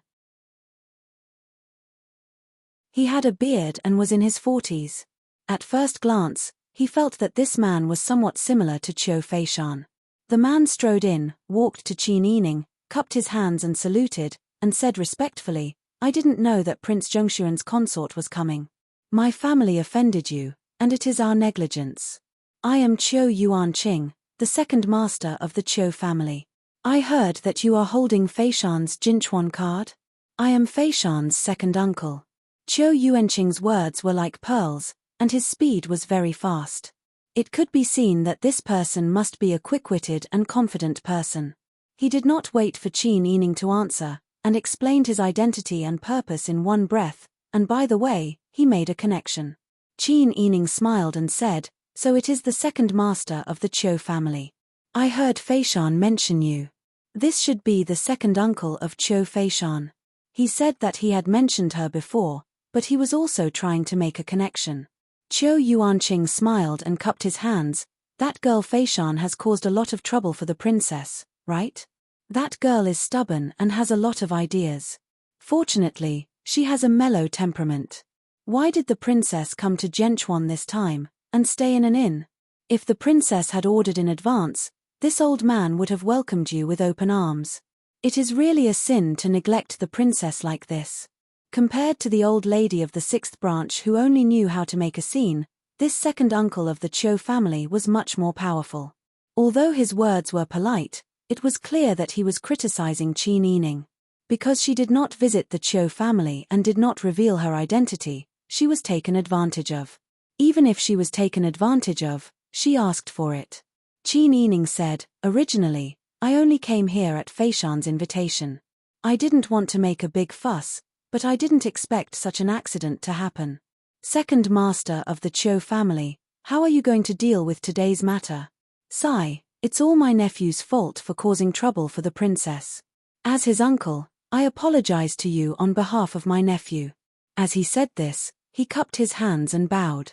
It was as if he had accepted the big loss and no longer pursued it. When the old lady of the sixth branch heard this, how could she bear such anger? She immediately shouted, "Qiu Yuanqing, how can you help an outsider? Although we are in the same branch, Feishan is still your nephew. He is also the treasure of our sixth branch." But this vicious whore. Sixth sister-in-law, shut up. Qiu Yuanqing scolded. The Qiu family had been passed down for more than 300 years. The direct and side branches were already as complicated as the branches of a tree. He was the second master of the main branch, and Qiu Feishan's father was the sixth master of the side branch for more than 3 generations. As early as their grandfather's generation, they were separated by a long distance.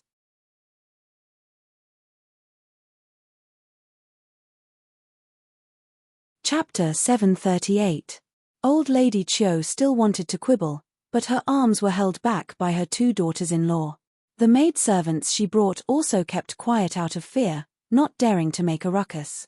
Qiu Yuanqing said in a deep voice, "Don't be too arrogant and forget etiquette. Where is this place?" "En. This is Zhenchuan City in Daju's Shu land. This country is surnamed Li." Prince Zhongshuren's imperial concubine's arrival in Zhenchuan was originally a good thing, but Feishan, that brat, disturbed the peace. He offended the imperial concubine, so he deserved to be beaten. But Feishan deserved to be beaten to death or crippled. As a mother, you indulged your son and let him become a playboy who fights chickens and walks dogs. Isn't it your fault? Don't think that I, as his uncle, don't think that I don't know what kind of person Feishan is. Old Lady Qiu lowered her head and was scolded. Her face was red and white, and she was very embarrassed. Qiu Yuanqing was the second son of the main branch. Although he was younger than her husband, since the patriarch, Qiu Yuanqing's biological father, went into seclusion 2 years ago, the power of the entire Qiu family almost fell into the hands of Qiu Yuanqing. Whether they lived or died in the future, wasn't it all Qiu Yuanqing's words? Old Lady Qiu pursed her lips and lowered her head. She didn't dare to say another word like a quail. Her face was covered with tears and snot, and she felt sorry for her crippled son. Qiu Feishan was usually lecherous and didn't know how to restrain himself at all.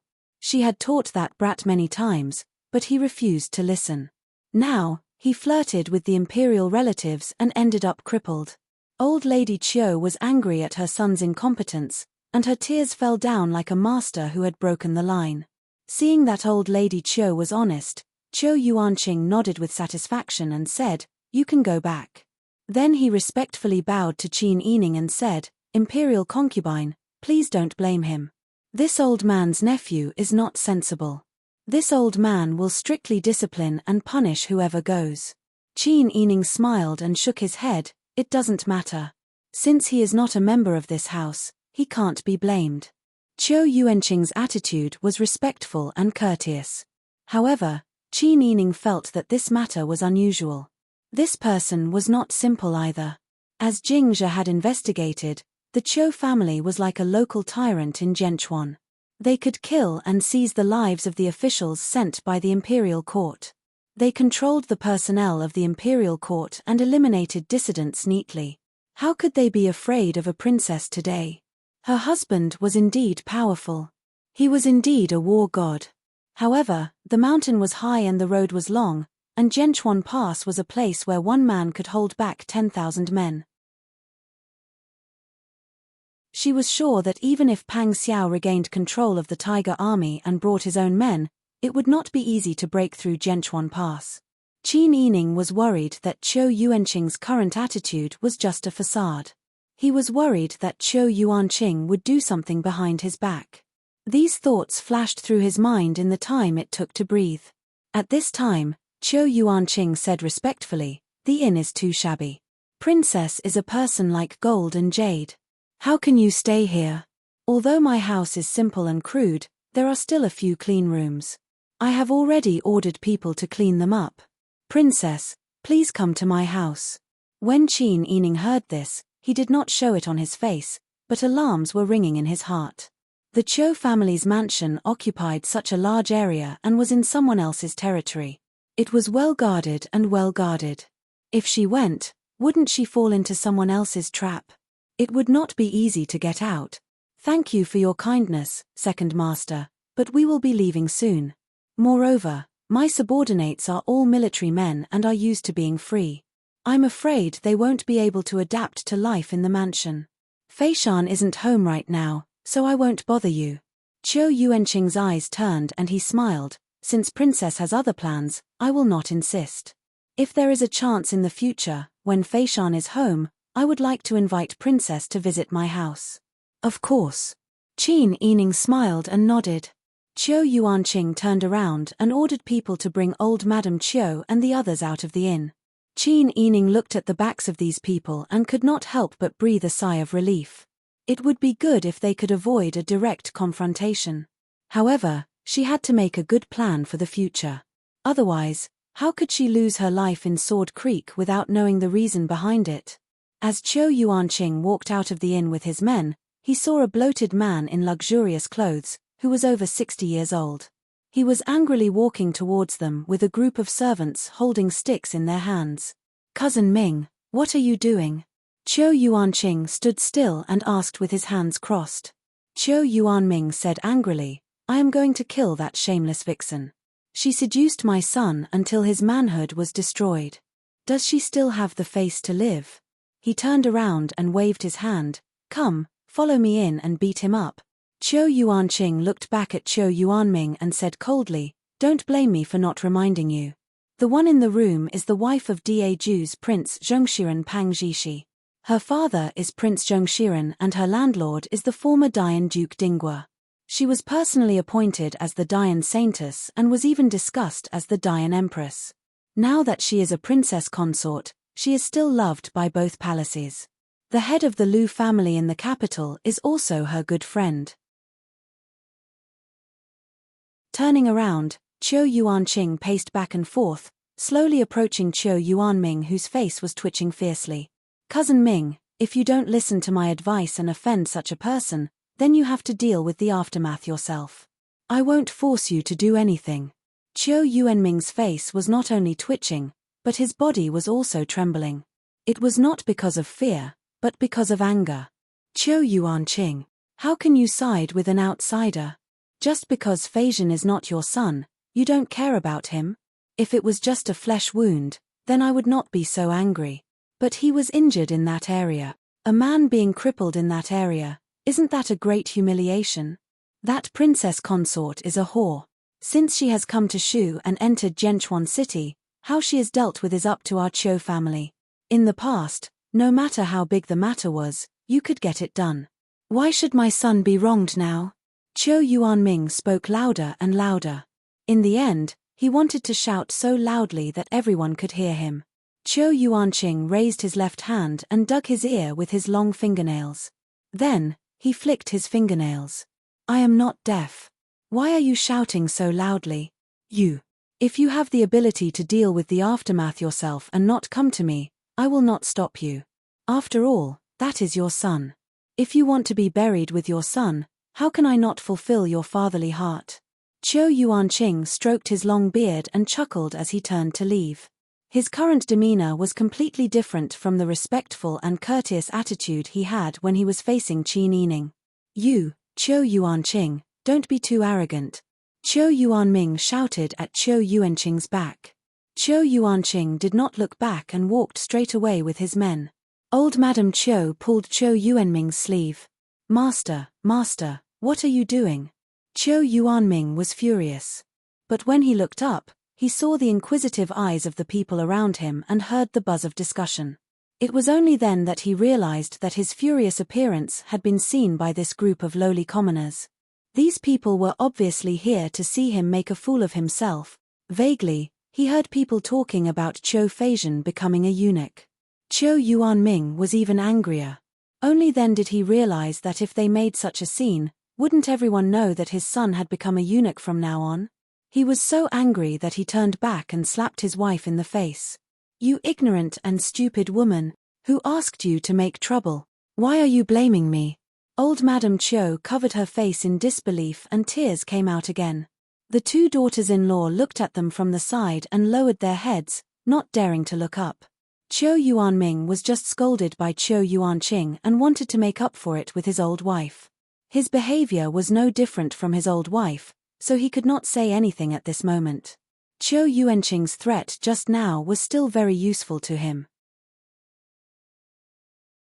The ancestors of his branch were all from the side branches of the concubines, and when it came to his generation, the number of talents had withered even more. Qiu family had a rule that as long as the descendants were capable, they could work for the family. If they did not want to work, they could just lie down and eat and sleep. Qiu family's money could not be spent in a lifetime. The only requirement was that they were not allowed to go out and make trouble. Qiu Yuanming's family had always been pampered and did not do anything serious. When Qiu Yuanming was young, he was a dandy. His father and son were also dandy. Of course, they would eat and drink for everyone's benefit. But when they encountered a real problem, they would still ask for help from the main branch. The head of Qiu family had been in seclusion for 2 years. In the main branch, the first old master, Qiu Feishan's father, had passed away early. Now all the power fell to the second old master, Qiu Yuanqing. Once he caused any trouble, he would definitely ask Qiu Yuanqing for help. So, Qiu Yuanqing's threat to him was actually very effective. It was just that he did not want to lose face, so he found a way out for himself. Qiu Yuanming walked in front with big strides. His old wife was sobbing but did not dare to cry out loud. She walked behind him with her head lowered.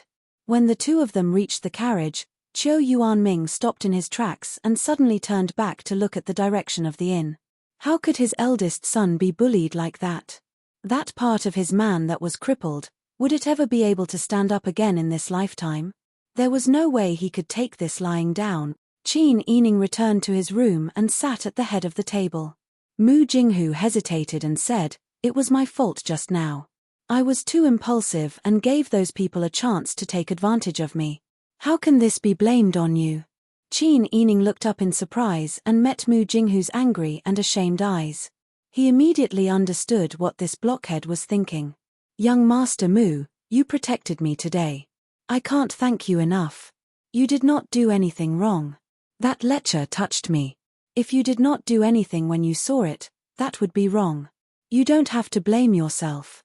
The one at fault today is Qiu Feizhen. She is the arrogant Qiu family."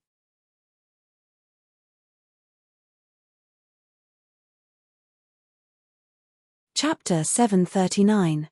Translator, Endless Fantasy Translation Editor. Endless Fantasy Translation. Qin Yining smiled and said, I know, although we outsiders don't know about the internal strife of the Qiu family, but Qiu Feishan deliberately led me here. I don't think it's just to let me see how harmonious her family is. She has never been willing to be taken advantage of, since she guessed that Wang Yi and I wanted to find out the origin of the Sai Tong and gave me such a clue to lead me here. She must want to use me to do something for her in order to achieve a win-win situation. It was just like how the Four-Way Express Company wanted to enter the garrison, but they could not force Pang Xiao to do so, nor could they use other channels. Therefore, they took such a big detour, tricking Pang Xiao into snatching the goods from the Four-Way Express Company himself, so that Pang Xiao could proudly accept the compensation from the Four-Way Express Company, and coax Pang Xiao to happily accept the financial aid from the Four-Way Express Company. Now, Qiu Feishan had the same idea. It was obvious that this woman had a deep grasp of people's hearts and had a far-reaching plan, making them fall into her trap, and in the end, they had to accept reality with a smile to achieve a win-win situation. Although it was a win-win situation, they didn't suffer any losses. But the feeling of being manipulated was really uncomfortable. Qin Yining also had some guesses about Qiu Feishan's background, but she was no longer curious about Qiu Feishan, so she was too lazy to think too much about it. Princess, what do we do now? Bing Tang said nervously. The Qiu family is too domineering. That Magistrate Wu came slowly, and left quietly. Just now, the Qiu family left. This servant didn't think of Magistrate Wu for a moment, and when we go back to look for him, there are so many people, and we don't even know that he ran away. It's obvious that we can't rely on the local government now. This servant is worried that the Qiu family will find an opportunity to take revenge on you. We don't have a license to go out of Sichuan. How can we go out? I think so too. Qin Yining nodded. Mu Jinghu said, then let's check out and leave this inn, and find a reliable place to stay. Qin Yining nodded. Let's do that, but I don't think it will be useful. In Zhenchuan, the Qiu clan's influence was too great. Even if we leave this inn and stay in another inn, they will still be able to find us. Qin Yining tapped the table with his jade-white fingers. After a moment of silence, he said, although I know that Magistrate Wu is useless, I can only think of a way that isn't really a way. Let's choose an inn or a homestay that is close to the prefectural magistrate's office and move there. I hope that the Qiu family will restrain themselves on account of the fact that the prefectural magistrate's yamen is nearby. Everyone nodded. This was indeed the only way out of desperation. In a place where the Qiu family was the local tyrant, they really couldn't find a second way. We still have to find a way to get our hands on the Chu Chuan card as soon as possible. Qin Yining rubbed his forehead. Qiu Feishan led them here and gave them the Chuan card, which represented the identity of the young miss of the Qiu family. She deliberately did not give them the Chuan card. Obviously, she wanted to trap them here. What good would it do for Qiu Feishan if she was trapped in Zhenchuan? While Qin Yining was deep in thought, Bing Tang and Ji Yun went to repack the luggage that had just been properly packed. Mu Jinghu's luggage was simple. It was only a small bag with a change of clothes inside. He carried his weapons and silver with him. This was also his usual habit to deal with unexpected situations. Because he was worried about Qin Yining, he did not leave at this moment. He stayed in the room and chose a corner to sit in. Not long after, the person who went out to scout returned. Replying to Princess, there is an inn 2 streets away from the prefectural magistrate's yamen. There is still an empty courtyard. If we haven't found a homestay, I'm afraid we will have to discuss it. Because of the planning in the cities, it was already good to find an inn 2 streets away from the prefectural magistrate's yamen. Qin Yining also knew that it was not easy to find, so he nodded. Then let's go. We will leave after checking out. Yes. Qin Yining got up and put on his veil hat. Jingzhe brought people to check out. They had already boarded the carriage that was prepared at the entrance of the courtyard. After Qin Yining left, the innkeeper of the inn walked out of the side door. He looked in the direction of the group of people with his hands crossed and sneered softly. He turned back and told the servants to look carefully before he went in the direction of the Qiu residence. At this time, the Qiu residence was not quiet. Several old men were sitting on round chairs on both sides of the main hall. Qiu Yuanqing and Qiu Yuanming, who had just returned, were standing in front of them. Qiu Feisheng, who usually hung out with Qiu Feizhen, was also standing in an inconspicuous place with his head lowered, looking like he was listening to a lecture. An old man was holding a cane. Because of his anger, his white goatee trembled. Although Feizhen is absurd, he is still a man of the Qiu family. It is normal for a man to bump into things.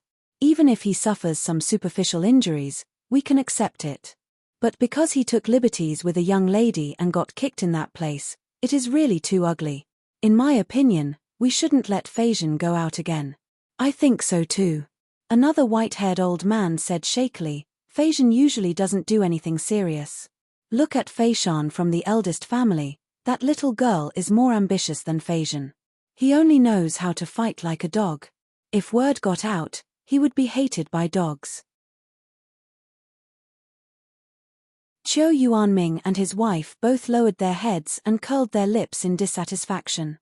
Their precious son was being talked about like this. Which parent who spoiled their child would not like to hear it? Qiu Yuanming said, that, Feizhen is not sensible. But isn't he much better than the other people in our Qiu family who kill and set fires? Besides, Feizhen is not the only one who enjoys a life of leisure. How can you compare Feizhen to a crazy girl who has not been home for more than 2 years? That's right. The old madam of the 6th branch also said, no matter how my Feizhen is, he is still a man. No matter how he plays, he will not go overboard. Even if he kills people, do you think that our Qiu family does not have enough people to pretend to be peaceful? But Qiu Feishan is different. She has been restless since she was young. First, she killed her mother. A few years later, she killed her father. She is a girl, but she does not look like a girl. All day long, she dressed neither like a man nor a woman. Since she went out to make a living, the patriarch was so angry that he went into seclusion. Don't compare anyone with my Feizhen. The several elders were all in their prime. In this life, they had seen thousands of sales and had seen all kinds of people. Even so, they were still angry with Qiu Yuanming and his wife. No wonder they could raise that kind of son. It turned out that this couple was not a good person. However, they were already old. Although they had seniority, they had no real power. Their era had passed. Even if they talked until their mouths were broken, they still needed the children to be obedient. The patriarch had not appeared in these 2 years, and the power fell into Qiu Yuanqing's hands. Even they had to rely on Qiu Yuanqing's words to live. They did not only have themselves, but also the younger generation in the family. The elders shook their heads, not knowing what to say for a while.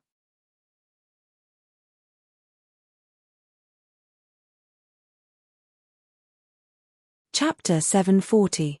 When the elders heard this, they looked at each other. The older one slowly said, these words shouldn't be spoken by us old fellows.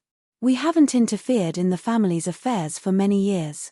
Brother Qing has been smart since he was young, and even the patriarch has been praising Brother Qing. During this period of time, the Qiu family hasn't made any mistakes in Brother Qing's hands. In my opinion, this matter should be handed over to Brother Qing. The other elders agreed, that's right. We can rest assured that Brother Qing can handle things. Qiu Yuanqing bowed his head respectfully, but the smile on his lips gradually deepened. He said, I don't dare. I was too careless. He turned around and said to Qiu Yuanming and his wife, since the elders have handed this matter to me, I will say what I think. I think everyone knows about Prince Zhongxian's reputation even if I don't say it. He is a real brave and good at fighting. He is famous for his military exploits. Even the emperor has to be courteous to him. I also heard that Prince Zhongxian is very protective of his people and loves his wife very much. I think everyone knows that Prince Zhongxian once resisted the imperial edict for his wife. Since Prince Zhongxian is so powerful and his wife is so loved by him, we shouldn't be enemies with them. This time, it was Feizhen who took liberties with him first. It's not Prince Zhongxian's fault that the guards arranged to take action. It's better to avoid trouble. There's no need to offend the whole Prince Zhongxian's faction for one person. Qiu Yuanming and his wife's faces changed when they heard this. What do you mean? Our Feizhen will suffer for nothing. Please don't forget the rules of the Cho family. As long as the descendants act, they must put the family's interests first. Now, it's obviously unwise to offend Prince Zhongshuan's faction for Phasian, so they have to endure it.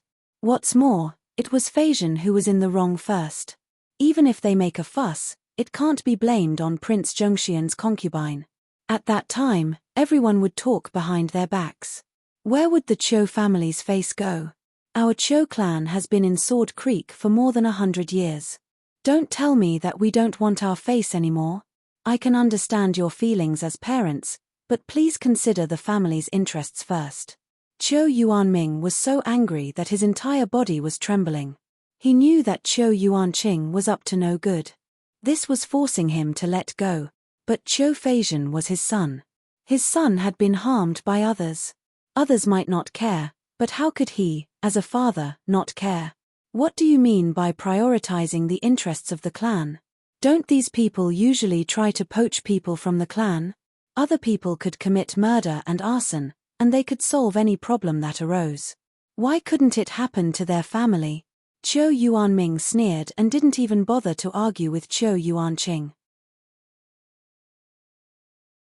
Although this person held the power of the Cho family and had the intention of inheriting the position of the Cho family head. But the clan head was still in seclusion after all, and he was only the second son. He was not the clan head, so what right did he have to stand out and give orders? They looked at the elders in front of them with disdain. If people weren't selfish, even dogs would change to eat shit. Weren't these old things just taking advantage of the situation and flattering Cho Yuanqing?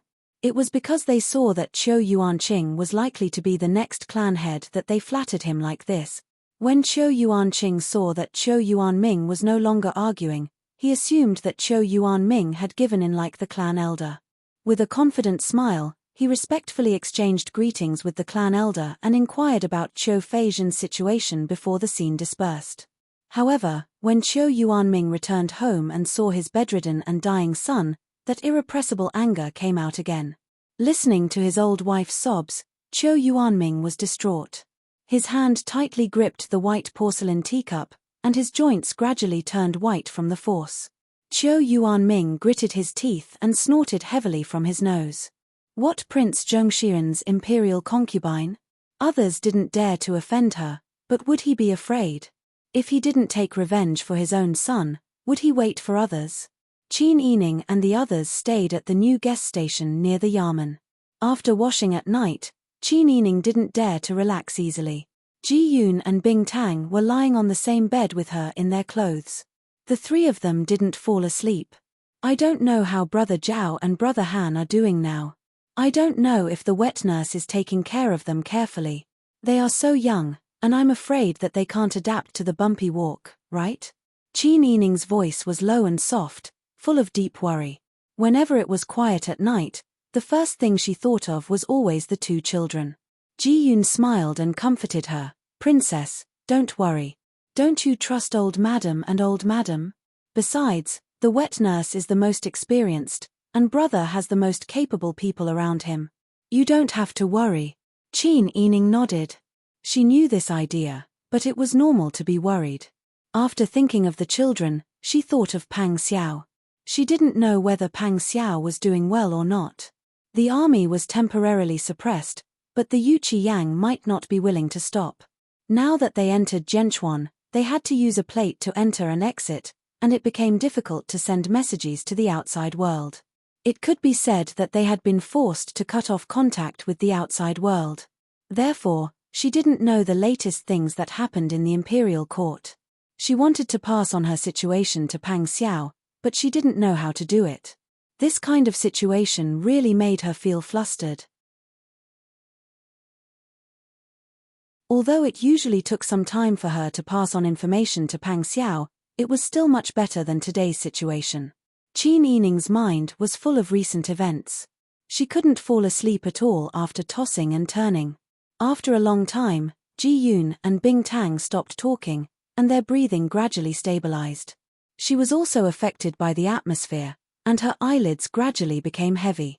At this moment, Qin Yining suddenly heard footsteps outside the window. It was just that the fatigue of the past few days hit her. After she finally closed her eyes and fell asleep, it wasn't easy to wake up. Qin Yining felt that she slept very warmly, just like when she was beside Pang Xiao. She slept in his arms, and it was steady and comfortable. She seemed to hear Pang Xiao's steady heartbeat, and could even smell the faint smell of burning charcoal in the winter. Princess consort, princess consort. Suddenly, someone pushed her, and Qin Yining was abruptly awakened. In front of her was an orange-red fire. Mu Jinghu stood nervously by the bed and tore the wet towel into 4 pieces. Cover your nose and mouth, it's on fire.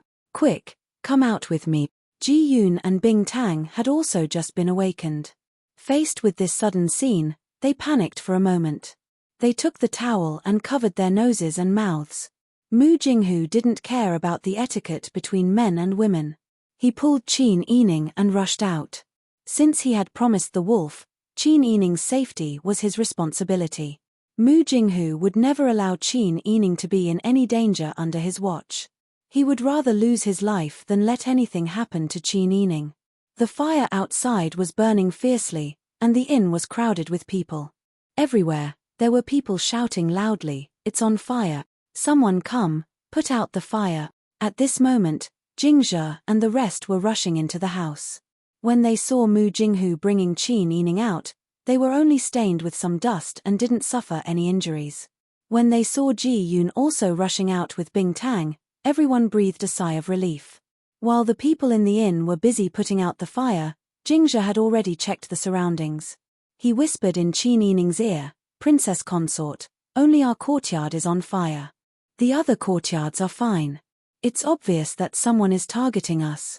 It must be the old master of the Qiu family's 6th branch." Bing Tang gritted her teeth. "I think there's no law in this place. We've already chosen a place near the prefectural magistrate's office to stay, but they still dare to set fire. They must have made up their minds that even the prefectural magistrate can't do anything to them. It seems that there's nothing they can do. After all, the Qiu family has been passed down for so many years. Its history is even longer than that of Biji, and it's already the local tyrant. One look at Magistrate Wu and you can tell that he's trying to keep the peace. How would he dare to go against the Qiu family?" Qin Yining sighed.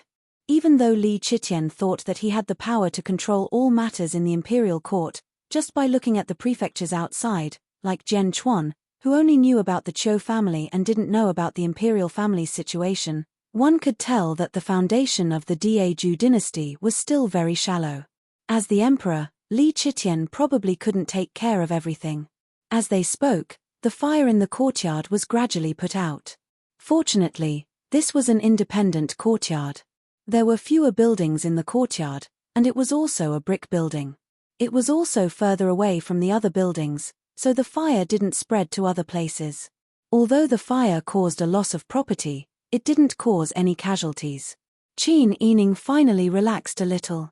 She knew that the fire this time was targeted at her. If others were implicated because of her, how could she live with herself? The scene was a mess. There were puddles of water everywhere on the ground. The extinguished house was still emitting black smoke, and the air was suffocating with the smell of burning. Mu Jinghu looked at the scene of devastation, and the anger in his heart was about to explode. The Qiu family was really too much. They dared to flirt with Qin Yining in front of him.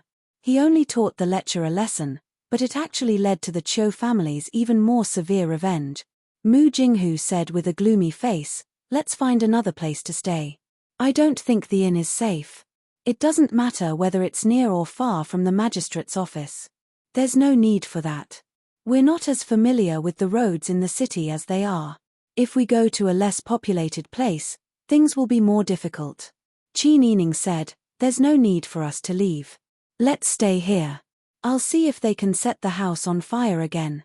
With such a big fire, Magistrate Wu still hasn't appeared. I think he's sleeping soundly. When I see Magistrate Wu tomorrow, I'll ask him in detail how he wants to solve the problem here. After all, she still had her status. The princess consort's murder was a serious matter, and it all depended on how she handled it. The group of people informed the innkeeper. Because there was no more courtyard, they moved to the guest rooms on the second floor to stay.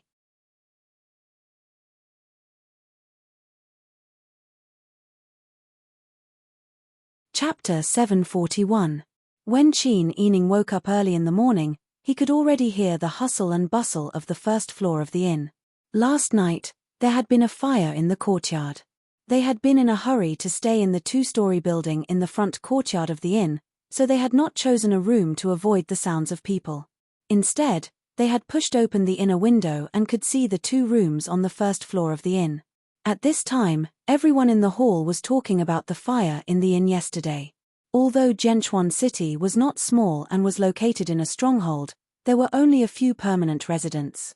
Because it was very difficult to enter and leave Zhenchuan, the merchants who came and went could tell at a glance who was unfamiliar. What's more, there had been such a big show yesterday in the courtyard. What kind of status did the guests who lived in the courtyard have? The people of Zhenchuan should already know. Are they saying that last night's fire was because the fire god empress couldn't stand that whatever princess consort being fickle and wanted to burn her? That's right. Looking at her foxy appearance, you can tell that she's not a good person. She actually dared to cripple the Qiu family's master. She simply doesn't want to live anymore. But I heard that it was because the Qiu family's master took liberties with the princess consort first. Don't talk nonsense. This princess consort is different from those ordinary young ladies. Her husband is Prince Zhongshan. So what? Poor Prince Zhongshan did not find a good wife. He is fighting outside, but his woman is doing whatever she wants here. Don't talk nonsense. Right now it seems like the north and south are fighting. Prince Zhongshan is in the south right now, and there is no war to fight in the south. Qin Yining sat by the window, letting Ji Yun comb his hair while listening to the group of people talking loudly downstairs. From the discussions of these people, it could be seen that Zhenchuan was very isolated. The information that these people knew was not necessarily all accurate. As for those who said that she was not the princess consort, perhaps they were slandering her in order to curry favor with the Qiu family. Qin Yining knew that human nature was like this. Sometimes, even if it was to harm others without benefiting themselves, some people would still do it for the sake of their own motives. Slandering a person was just a matter of moving one's mouth. Most of the people who spoke did not have to take any responsibility. They might even secretly feel good about slandering others. However, they never thought that the person who was slandered would suffer such an unexpected calamity. The physical and mental harm they suffered would be enormous. Qin Yining sighed helplessly. Luckily, I'm not a lady from a wealthy family, and I'm not that stubborn. Otherwise, wouldn't I just hang myself to prove my innocence? Princess consort, don't think that way. Those people were the ones in the wrong. You didn't do anything wrong. These people are just gossiping. They don't know what's going on, so they dare to talk nonsense. How hateful. Bing Tang was worried and angry. The soundproofing of the room they were in was not very good. Perhaps because the people outside wanted to boast about the Qiu family, their voices were very loud. It was as if they were saying good things about the Qiu family and were afraid that their voices would be too weak to be heard. Ever since Qin Yining married Pang Xiao, she had never suffered such vexation. It made people angry for no reason. Bing Tang was so angry that her face turned white. However, she couldn't open the window and argue with the people outside. At this time, they heard another round of discussion from outside. Did you know? Last night, something happened to the Qiu family's sixth branch. Don't talk nonsense. The Qiu family's residence is so big, and there are so many martial artists guarding it that it can compare to the palace's Jinwu guards. How could something happen? That's why I said this matter is strange. Last night, the inn caught fire. The Qiu family's sixth branch also caught fire, and there's something even stranger. Why do you only speak halfway? What do you think is even stranger? That person lowered his voice and said mysteriously, the sixth branch's old master, his wife and two daughters-in-law's hair were all shave. In just one night, their hair was gone in the blink of an eye. Now, they're almost like monks and nuns. The sixth branch is in a mess now. Nonsense. Why would they let a peasant like you know about this? The people who heard it did not believe it. Hey. My cousin's brother-in-law delivered vegetables to the Cho family. How could they not know? Isn't this shaving too much? This is just a shaving. If he really wanted to kill someone, wouldn't these heads have to be removed? TSK, is this done by a ghost? First, there's a shaving, and then there's a fire. I don't know how it happened. How did 2 fires happen in one night? Qin Yining, Bing Tang, and Ji Yun looked at each other and saw some confusion and understanding in each other's eyes. After Qin Yining finished his meal, he went next door to see Mu Jinghu.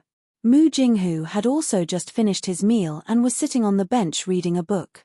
When he saw Qin Yining coming to visit, he smiled and invited her in. He even poured her some tea. Observing Mu Jinghu's expression, this person seemed to have walked out of his anger. His expression was very calm, as if the person who was about to explode yesterday was not him. Qin Yining smiled and said, "Young Master Mu, it's been hard on you these days." "It's not hard. You don't have to be courteous with me. I promised Pang Zhishi to protect you, so I will do my best. Moreover, nothing happened for me to risk my life." Qin Yining nodded and chatted with Mu Jinghu for a while before saying, "Young Master Mu, when you go out at night, you have to be careful." Mu Jinghu was stunned and blinked. After a long time, he said in surprise, "You know everything? I wasn't sure at first, but now that you've said it, I understand everything." Mu Jinghu choked. For a moment, he could only think that a sly fox's wife was also a sly fox. In the past, before she was born, he already knew how powerful she was. Now that she was married to a sly fox, she was even more cunning. Seeing that Mu Jinghu was silent, Qin Yining smiled and said, "I know that young Master Mu took such a big risk for the sake of your promise to Pang Zhishi. It's because they went overboard. They were clearly in the wrong, but they still turned around and attacked me, slandering my reputation." Mu Jinghu saw that she did not blame him and was very understanding of him. The slight uneasiness just now disappeared without a trace. "I promised Pang Zhishi to protect you and not let anyone touch you. But that Qiu Feizhen not only touched you, but her family was also unreasonable and wanted to pull you. We were just being reasonable, but they actually dared to set fire and hurt you. I was angry, but I was afraid of causing trouble for you, so I came up with this plan." Qin Yining knew that Mu Jinghu had good intentions. Moreover, he had silently sneaked into the heavily guarded Qiu family, found the 6th branch in the Qiu family's large courtyard, cut off the hair of the masters of the 6th branch, and only set fire to the 6th branch. This series of actions was even more difficult and dangerous than directly rushing into the Qiu family's residence to kill people. "Young Master Mu, don't take such risks in the future. No matter what, the safety of our own people is the most important. I'm already very grateful that you agreed to come with me on this trip with Pang Zhishi. If I implicate you and cause an accident, won't I die of guilt?" Mu Jinghu waved his hand and said with a smile, "Don't worry, you should trust my ability." Even if he trusted Mu Jinghu, he was still a single person. Even if he had the best iron, how many nails could he twist? However, Qin Yining was not Mu Jinghu's person, so it was better to express some things clearly. There was no need to continue in detail. The two of them then discussed the matter of the Chuan tablet. "I plan to carefully observe it today. If it doesn't work, I'll use the old method and go to the Qiu family to steal the Chuan tablet. Anyway, we've left people outside Jianchuan Pass to provide support. Once we get out, everything will be easy." Qin Yining said with a smile, "Great minds think alike, we've thought of the same thing. It's just that I'll have to trouble you with this matter. It's not worth it, it's just a small matter to me." Just as they were talking, a commotion suddenly came from the first floor of the inn. A group of men holding sticks rushed into the inn.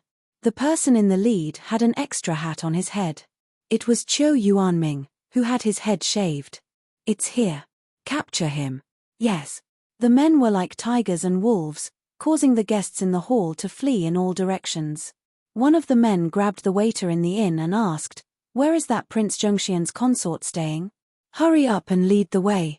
The waiter was scared witless. How would they dare to provoke the Qiu family? He pointed upstairs in a panic. "She's on the 2nd floor, on the second floor. The strong man's muscular arm shook and pushed the shop assistant back a few steps. The shop assistant fell to the ground on his butt and cried out in pain, "Ouch." Once they got the location, the men rushed upstairs. At this time, Qin Yining heard the noise. She had gathered all the people and stood in line near the stairs on the second floor. "What are you trying to do?" Qin Yining questioned in a deep voice. "I'm the Prince Zhengxian's consort personally conferred by your majesty. I'm a first-rank imperial consort. Are you commoners trying to rebel?" Qiu Yuanming rushed upstairs with an ashen face and stood on the platform between the first and second floor. He put his hands on his hips and looked up at Qin Yining. "Stop bullshitting.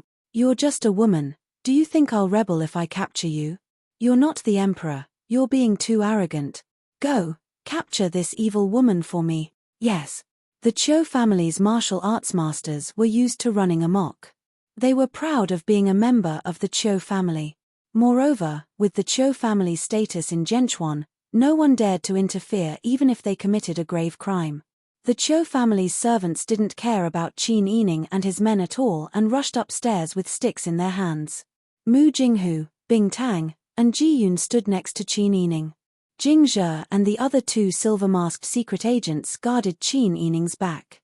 The rest of the Jinghu Wei guards were already irritated and stood guard at the stairs.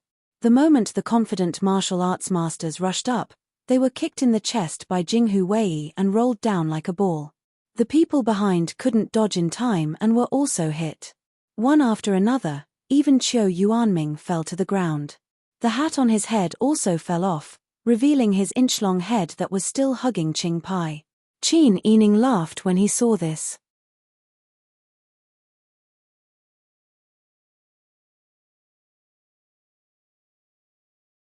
Chapter 742. Qiu Yuanming was already scared out of his wits when someone cut his hair in his sleep. The Qiu family was heavily guarded, but someone still managed to break in. If this situation was not corrected, he might not even know if his head was cut off in his sleep. There was also his wife and two daughters-in-law. How could they meet people when they were bald? He wished he could just tell the public that these three women wanted to convert to Buddhism and send them to the family temple. Now that he had fallen so hard, he was laughed at before he could get up. He was so embarrassed that his face turned red. Qiu Yuanming glared at the people upstairs and roared, "Go! Charge! Charge! These are arsonists. They're the ones who snuck into the Qiu family and tried to steal. Capture them. Those who can take down that which will be heavily rewarded." "Yes, master." After receiving the order, the martial artists guarding the courtyard thought of the heavy reward and got up one by one as if they had been injected with chicken blood. They roared and rushed forward. Their angry roars frightened the onlookers downstairs. However, the stairs were narrow, and the Jinghu Wei were each 1 against 10. They were very brave and good at fighting. With a group of people guarding the stairs, it was really difficult for the guards to break through in a short time. Unless they could get the guns of the Shenji battalion, it was simply a fool's dream to catch Qin Yining. Qiu Yuanming also saw that this could not go on, so he turned around and gave a few orders to his subordinates. At this moment, there was a commotion in front of the inn. Magistrate Wu, whom she met once yesterday, and Qiu Yuanming, who was wearing a royal blue round-collared robe, came together with his subordinates and guards of the Qiu family. As they walked, the two of them whispered something, which showed that they were very close. Qin Yining originally looked relaxed. Seeing Qiu Yuanming like this, it was as if he was looking at a clown. But when she saw Qiu Yuanqing and Magistrate Wu together, and then carefully observed their expressions when they talked, she found that Magistrate Wu's attitude towards Qiu Yuanqing was very respectful and cautious. It was not like the attitude of a court official towards a commoner, but like a servant towards his master. Seeing this, Qin Yining's heart sank. In this place, the Qiu family was powerful, and if the local government didn't dare to come forward to uphold justice, then everyone else could only suffer losses. Unless she could lower herself to cater to the Qiu family. But she, Qin Yining, was a person who wouldn't give in. Magistrate Wu and Qiu Yuanqing frowned when they saw the commotion at the stairs. "Stop!" Qiu Yuanqing bellowed as he shot a glance at his followers. The attendant immediately understood and went forward to help Qiu Yuanming, who was still pointing upstairs and cursing down. "Cousin Ming, what are you doing? Since you were frightened yesterday, you should recuperate well. There are so many people here. Even if you don't think about anything else, you should think about the reputation of the Chiu family. Don't make such a ruckus." Chiu Yuanqing's voice was so low that only a few people nearby could hear it. Chiu Yuanming was still angry, and he spat on Chiu Yuanqing's face. "Bah! You bastard, you are up to no good. Your nephew was disabled, your sister-in-law and I, and 2 niece-in-law were all shaved overnight, and we were almost burned to death. You don't care about anything, and you even make sarcastic remarks. Are you still a human?" Chiu Yuanqing's face was covered with saliva, and he took the wet handkerchief from the attendant to wipe his face in disgust. His patience was exhausted. "Cousin Ming, you are so angry that you are confused. Even if the Prince Zhongshiren ordered someone to set the fire, the magistrate will deal with it. It is not your turn to make trouble in the city. Aren't you making trouble for the magistrate by doing this?" Hearing this, Magistrate Wu immediately understood Chiu Yuanqing's intention. He went forward and cupped one hand in the other before his chest. "Princess, you have done such a thing, so I have to take you back to investigate carefully." "Princess, what should we do?" Several people around her were already angry, and they asked Qin Yining in a low voice.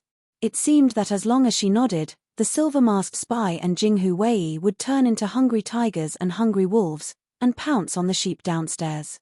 Qin Yining's brain was working fast.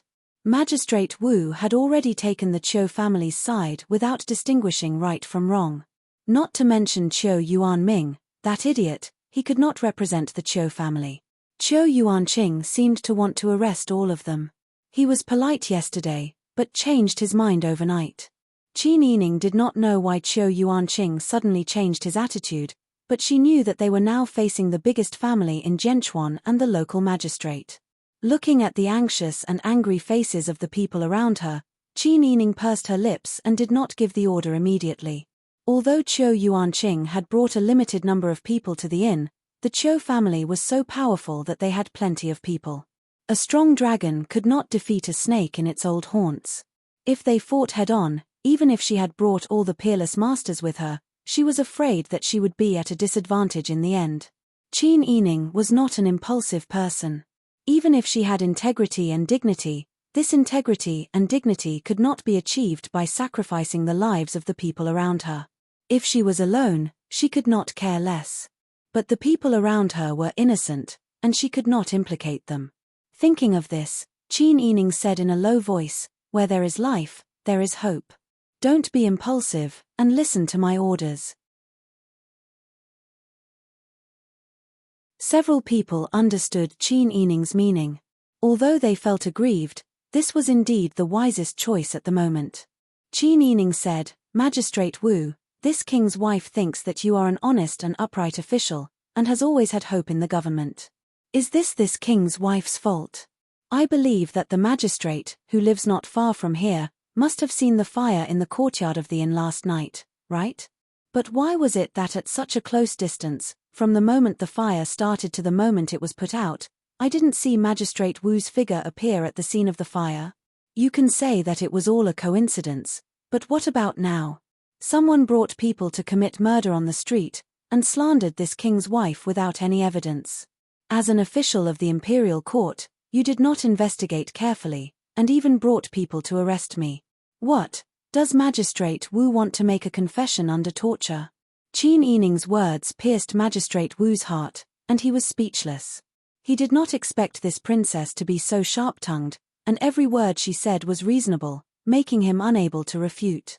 Even if he was a puppet, he was not willing to lose his demeanor in front of the people. Afraid that Qin Yining would say something else, Magistrate Wu immediately said, "Princess, don't twist words and force logic. Since ancient times, it has been said that if the emperor violates the law, he will be punished the same as if he were a commoner. Now that you are suspected of arson and allowing your servants to commit murder, then you will have to follow this official to the Yamen to be tried. Could it be that princesses' principles are only used to restrain others, but they are not useful for you?" Qin Yining laughed coldly. "How interesting. Since the magistrate has invited this king's wife to visit the yamen, I naturally can't embarrass you. But you have to think clearly. Everything has a cause and effect, right? These words were equivalent to telling Magistrate Wu that if anything happened to her, or the people he brought with him, Magistrate Wu would face the craziest revenge from Prince Zhongshuren's faction. Magistrate Wu shuddered when he heard this. It was true that Pang Xiao's notoriety was not new. His various methods were not something that a mere magistrate like him could withstand.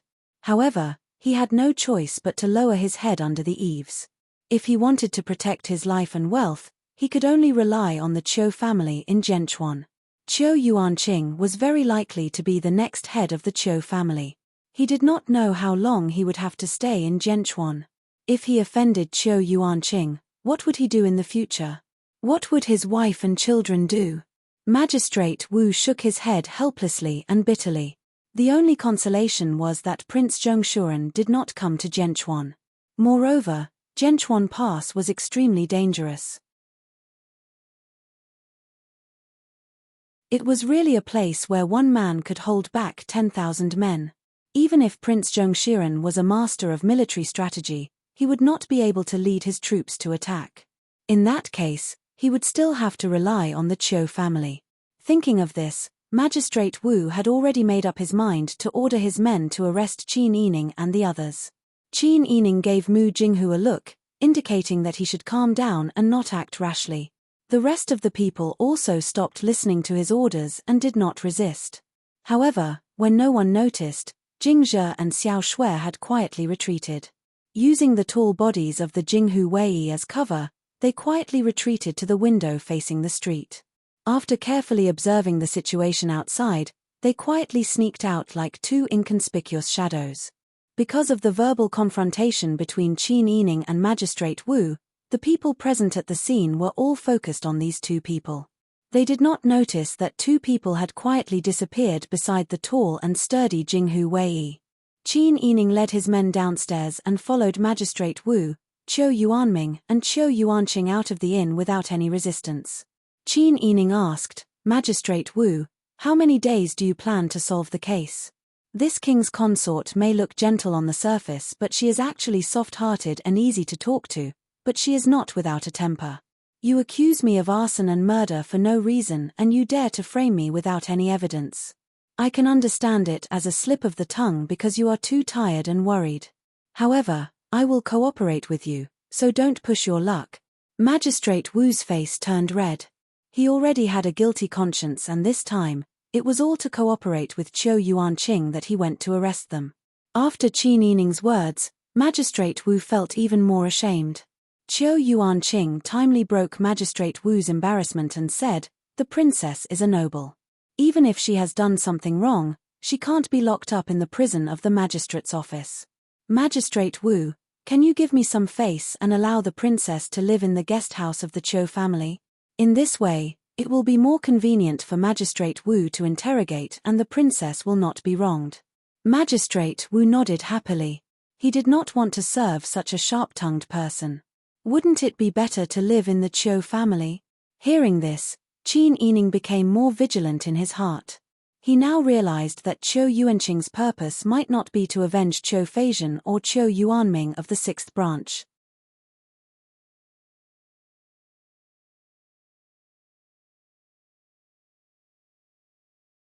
Chapter 743. Qin Yining couldn't think of any use for the Qiu family to imprison her. Even if they wanted to threaten Pang Xiao, they should at least spread the news. Otherwise, Pang Xiao wouldn't know at all. Yes, although she couldn't spread the news, the Qiu family could spread the news freely. Qiu Feishan lured her here, and Qiu Yuanqing and Qiu Yuanming made a series of things to make her fall into the hands of the Qiu family. Qiu Feishan in the old capital could then negotiate with Pang Xiao. It seemed that she had to solve the problem in front of her before the Qiu family used her. Qin Yining glanced at Qiu Yuanqing coldly and got on the carriage with her people. Qiu Yuanqing was a little surprised that Qin Yining could still be so calm after being caught. He had seen many beautiful women, but women who were both beautiful and capable of doing great things were rare. His eldest niece, who refused to go home when she went out, was one, and the one in front of him was another. However, what could she do even if she was calm? Pang Zhishi was still in the old capital fighting with Zhennan Wang. How could he have the energy to reach out to Zhenchuan? Even if he could come, the mountain was high and the road was long, so it would take time. By then, he would have done what he wanted to do. Qin Yining sat in the carriage, Bing Tang and Ji Yun sat on her left and right. Mu Jinghu sat in front of the carriage with a calm face and didn't say a word. Da Han and Jinghu Wei walked together to protect the carriage, silently observing the terrain and the surrounding movements. Qiu Yuanqing and Qiu Yuanming got on the Qiu family's carriage. The coachman raised his whip and wanted to drive the carriage past them. Qiu Yuanqing ordered lightly, "The princess's carriage should be in front. The Qiu family is not a secret, and we don't need to lead the way. Just follow." "Yes, second master." Although Qiu Yuanqing and Qiu Yuanming were of the same generation, the elders of the sixth branch of the collateral branch passed away early. Qiu Yuanming was older and had now become the old master of the sixth branch.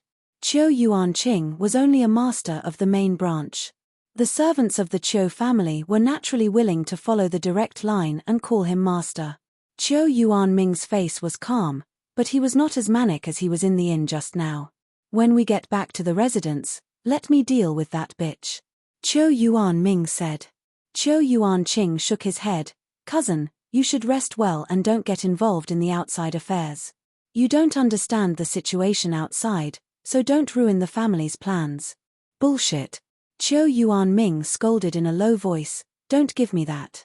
Don't think that I don't know why you want to lock that woman up in our residence." Qiu Yuanqing's brows were tightly knitted together. He was already rather impatient and did not want to pay attention to this person. But to be to bis to be tus to bis to be. TTTT tus right to be to play to T to be A to the point S to be to to the T to be to do with her TSSTS, S, her TS to play. To S. Tus B UT to be to A's to be. To be. You're a man, stop pretending. Cousin, it seems like you want to go to the ancestral hall to worship your ancestors. You dare. You can try and see if I dare or not. Qiu Yuanqing had been in a high position for a long time. He was not like Qiu Yuanming, who only cared about drinking and women. At this moment, Qiu Yuanming finally felt some fear, and no longer opened his mouth to speak. Rubbing his throbbing temples, Qiu Yuanqing shook his head and thought to himself, "They really are hopeless. The sixth branch has actually developed into such a state. Everyone from top to bottom is a pervert. Wouldn't it be a disgrace to the Qiu family if they went out?" Qin Yining did not care about what was happening in the carriage behind. On the way to the Qiu family, she had already discussed everything with Mu Jinghu. She was curious about what the Qiu family wanted to do. At this moment, the carriage slowly stopped outside the Qiu family. Qiu Yuanqing and Qiu Yuanming got off the carriage. Qiu Yuanming's face was dark, but he was still a little afraid of Qiu Yuanqing. He did not dare to provoke him and led his subordinates into the residence. Qiu Yuanqing went to Qin Yining's carriage and bowed, "Princess, please move to the guest courtyard." Yuanyun and Bing Tang got off the carriage first. Qin Yining held their hands and stepped on the black wooden steps to get off the carriage in a dignified manner. She raised her eyes to take a look. She saw a golden plaque with a black background hanging high above the gate. The two words Qiu Estate were written on it. Looking left and right, the continuous walls of the courtyard were so big that they could not see the end. The Qiu family's land was so big that it was shocking. Qin Yining remembered what Mu Jinghu said, the Qiu family was not like a courtyard. It was more like a village. This village was very rich, and the people inside all had the surname Qiu. They were all related to each other. However, even if they were relatives, there were some who lived very well, and some who were very poor. Qiu Yuanqing had already left a few words. Not long after, the black gate was pushed open. The doorman, servants, and servants in the front yard stood in 2 rows. Like Moses parting the sea, they came out to welcome her. "Welcome, Prince Zhongshiren." Qin Yining was a little surprised that the Qiu family would open the main gate to welcome her with such extravagance. If Qiu Yuanqing's purpose was to put her under house arrest and threaten Pang Xiao to achieve his goal, this kind of house arrest was a little too extravagant. Qin Yining was a little confused, but she did not show it on her face. Since the other party was welcoming her, she accepted it calmly. She led the guards and followed the Qiu family's servants through the main gate. After walking through the corridors and halls, they finally arrived at the guest courtyard. "Princess, you and the guards can stay here for the time being. I will ask my wife to arrange for the most capable servants to serve you. If you have any orders, don't be polite with us. Just tell us and we will do our best to do it for you." Qin Yining nodded slightly. Qiu Yuanqing did not care about Qin Yining's coldness. After bidding farewell, he immediately went to open the ancestral hall. He planned to lock Qiu Yuanming up for a few days to reduce his spirit. Qin Yining stayed in the Qiu family for the time being. She was confident about all the arrangements, but Jing Zhe and Xiao Shui outside were burning with anxiety. They did not dare to rashly break into the Qiu family for fear of causing any disturbance and affecting Qin Yining's plan. However, the two of them could not think of any other way to save Qin Yining. If it were any other place, it would be fine. However, Zhenchuan City was heavily guarded. The terrain was so dangerous that even Xiao Shui, who was proud of her lightness skills, could not safely climb over the cliff. They could not think of any way to send a message to Young Man and the others outside the city. Jing Zhe and Xiao Shui were the most capable subordinates trained by Cao Yuqing. They were also the two most tenacious of the silver-masked spies. The way out of Zhenchuan City was blocked by checkpoints and there were cliffs on both sides. However, they did not believe that they could not find a way out in such a large city. Like Jing Zhe and Xiao Shui, Young Man and the two Jinghu Wei who were guarding outside the city did not dare to go too far away. Since Qin Yining entered Zhenchuan City, they had been secretly observing the direction of the city gate, for fear of missing the slightest message sent by Qin Yining. However, 1 day passed, 2 days passed. As time went by, their mood became more and more anxious. They had completely lost contact with Qin Yining, which made Young Man extremely worried. Finally, he could not help but anxiously arrange a Jinghu Wei to quickly go to the old capital to send a message to Pang Xiao. Young Man and the other remaining brother guarded the city gate. Qin Yining also knew that the people following him would be anxious. However, she wanted to investigate the situation of the Qiu family. This was a good opportunity. After half a month, Qiu Yuanqing had not appeared since he sent her here. Even the women were strictly forbidden by Qiu Yuanqing to come to the guest house to chat with her. Qin Yining had very few channels to obtain information. It took him half a month to roughly understand the situation of the Qiu family. The Qiu family had a total of 5 branches. The rest of the branches were innumerable. People like Qiu Yuanming had no right to speak in the Qiu family. Qiu Guang, the eldest son of the Qiu family's direct line of descent, was Qiu Feishan's grandfather and the current patriarch. Qiu Guang had 2 sons and 4 daughters. The eldest son, Qiu Feishan's father, had passed away more than 10 years ago. Qiu Feishan's 4 aunts were not good at business. They had already gotten married and did not care about the family affairs. Therefore, the position of the patriarch, which was supposed to be passed to the eldest son of the direct line of descent, was likely to fall on Qiu Yuanqing. However, it was not so easy for Qiu Yuanqing to get what he wanted immediately. Because Qiu Feishan showed amazing intelligence and talent when she was 7 or 8 years old. Perhaps Qiu Guang pitied his eldest granddaughter because she did not have parents to take care of her since she was young. He had been taking Qiu Feishan with him and was willing to take this little granddaughter to many big business occasions. Under the influence of others, Qiu Feishan learned a lot, and was always able to say amazing things at the negotiation table. Sometimes, she could even replace Qiu Guang to say things that were inconvenient for him. Such a smart granddaughter made Qiu Guang very fond of her, and indulged her more and more. Qiu Feishan started wearing men's clothes when she was 11 years old. Her amazing talent in business made the whole Qiu family speechless. When she was 16 years old, she went out to gain experience. Half a year after she went out, The patriarch Qiu Guang said that he was in seclusion and did not appear again. Qin Yining carefully recalled the news of the Four Links shop. It seemed that the Four Links shop, which had been in business for 100 years, only grew stronger after Qiu Feishan went out to gain experience.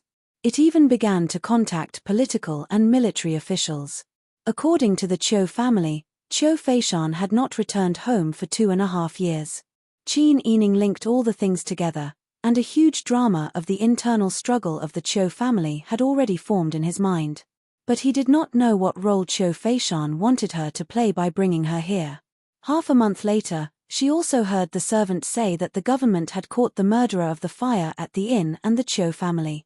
There was no doubt that this was the Qiu family's suppression, and found someone to take the blame. Qin Yining finally became impatient. Although the days in the Qiu family were leisurely, he did not get any useful information. It was meaningless to continue like this.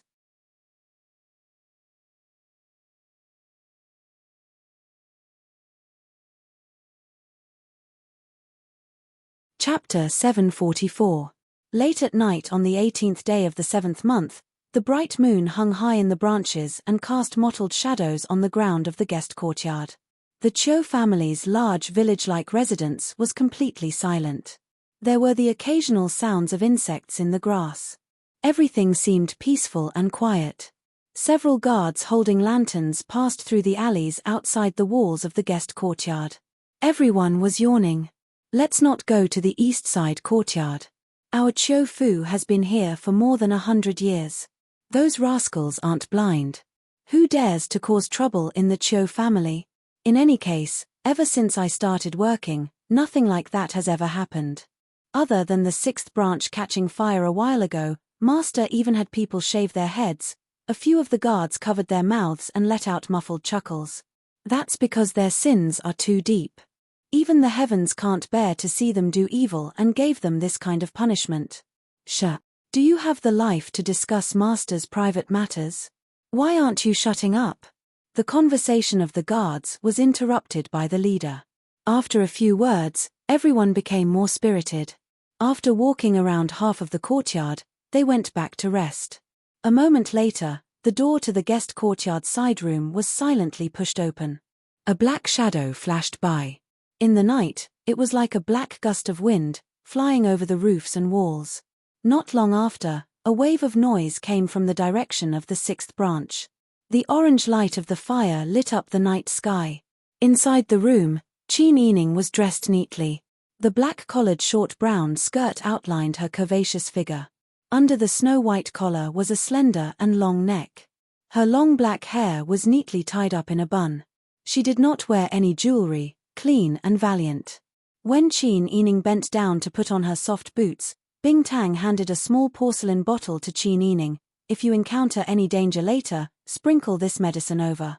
This is a special itching powder. I guarantee that the person who touches it will scratch their skin. I know. But what if this medicine gets on my body? Don't be afraid. There is an antidote in the rating that was just given to Wang Fei. Even if Wang Fei scratches it with her hand, she won't feel itchy. Bing Tang was good at treating illnesses, but it was also good at using poisons. Recently, it had been addicted to using itching medicine. Tonight, they had purposely created a commotion in the inner residence to create a diversion and take the opportunity to escape. Along the way, it was inevitable that they would encounter some guards who were too busy to deal with them. At that time, Bing Tang medicine would be of great use. Let's go. The door creaked and Mu Jinghu, who was dressed in black, flashed in. Everything has been arranged. Qin Yining asked in a low voice, how are things over there? We've already lured them over. Don't worry, I didn't kill anyone. I just beat up those who were rude to you that day. Mu Jinghu had just beaten someone up and was in a good mood. His tone was unprecedentedly relaxed. Qin Yining didn't know whether to laugh or cry when he saw how childish he was. He didn't expect Mu Jinghu to be so vengeful. After such a long time, he still hadn't let it go. He even came up with all kinds of childish ways to take revenge. Perhaps Qin Yining was used to being decisive in killing. Although he didn't disregard human lives, He didn't have any sympathy for those who deserved to be punished. Was she really a cold-hearted person now? Qin Yining didn't say much about Mu Jinghu. Anyway, since Mu Jinghu could do this, he must be mentally prepared. The group of people left the guest house. The strong Jinghu Wei all carried bags on their backs. They were afraid that Qin Yining's horse carriage wouldn't be able to drive them away. Many things couldn't be brought along, so they specially prepared them. Ji Yun and Bing Tang didn't need to bring any luggage. The Jinghu Wei were all ready. The route was already planned by Mu Jinghu. When the group reached the wall, Mu Jinghu whispered, "Excuse me." Without another word, he led Qin Yining over the wall. Sending Cloud had his own martial arts, so he naturally didn't need anyone to help him. He took a few steps back and ran quickly. Then, he nimbly jumped up and used the wall as leverage to flip himself over. At the same time, Jinghu Wei also jumped over the wall with Bing Tang. Everyone arrived outside the wall. Mu Jinghu pointed in a direction and everyone quietly went in that direction. There was a horse carriage prepared by Mu Jinghu. Mu Jinghu was highly skilled in martial arts. Many nights, when no one was paying attention, he secretly left the Qiu residence to investigate. No matter how many guards there were in the Qiu residence, they didn't notice. This time, they were going to a deserted temple on the outskirts of the city chosen by Mu Jinghu. There were few people here, and there was a water source around. After discussing with Qin Yining, they decided to stay here for the time being, and then find a way to leave Zhenchuan City. I also want to use the Chuan tablet. Why don't we go back and steal it from the Qiu residence? Mu Jinghu said. Qin Yining shook his head and said, "Do you still remember? After we used the Chuan tablet, we were immediately discovered to have a close relationship with Qiu Feishan. The people in this city must have some other way to distinguish us. If we rashly steal the Chuan tablet, we might be discovered. When the time comes, we will be detained at the city gate and lose our freedom. If we want to use the Chuan tablet, we have to think about it carefully." Mu Jinghu sighed and said, "Things are getting more and more complicated.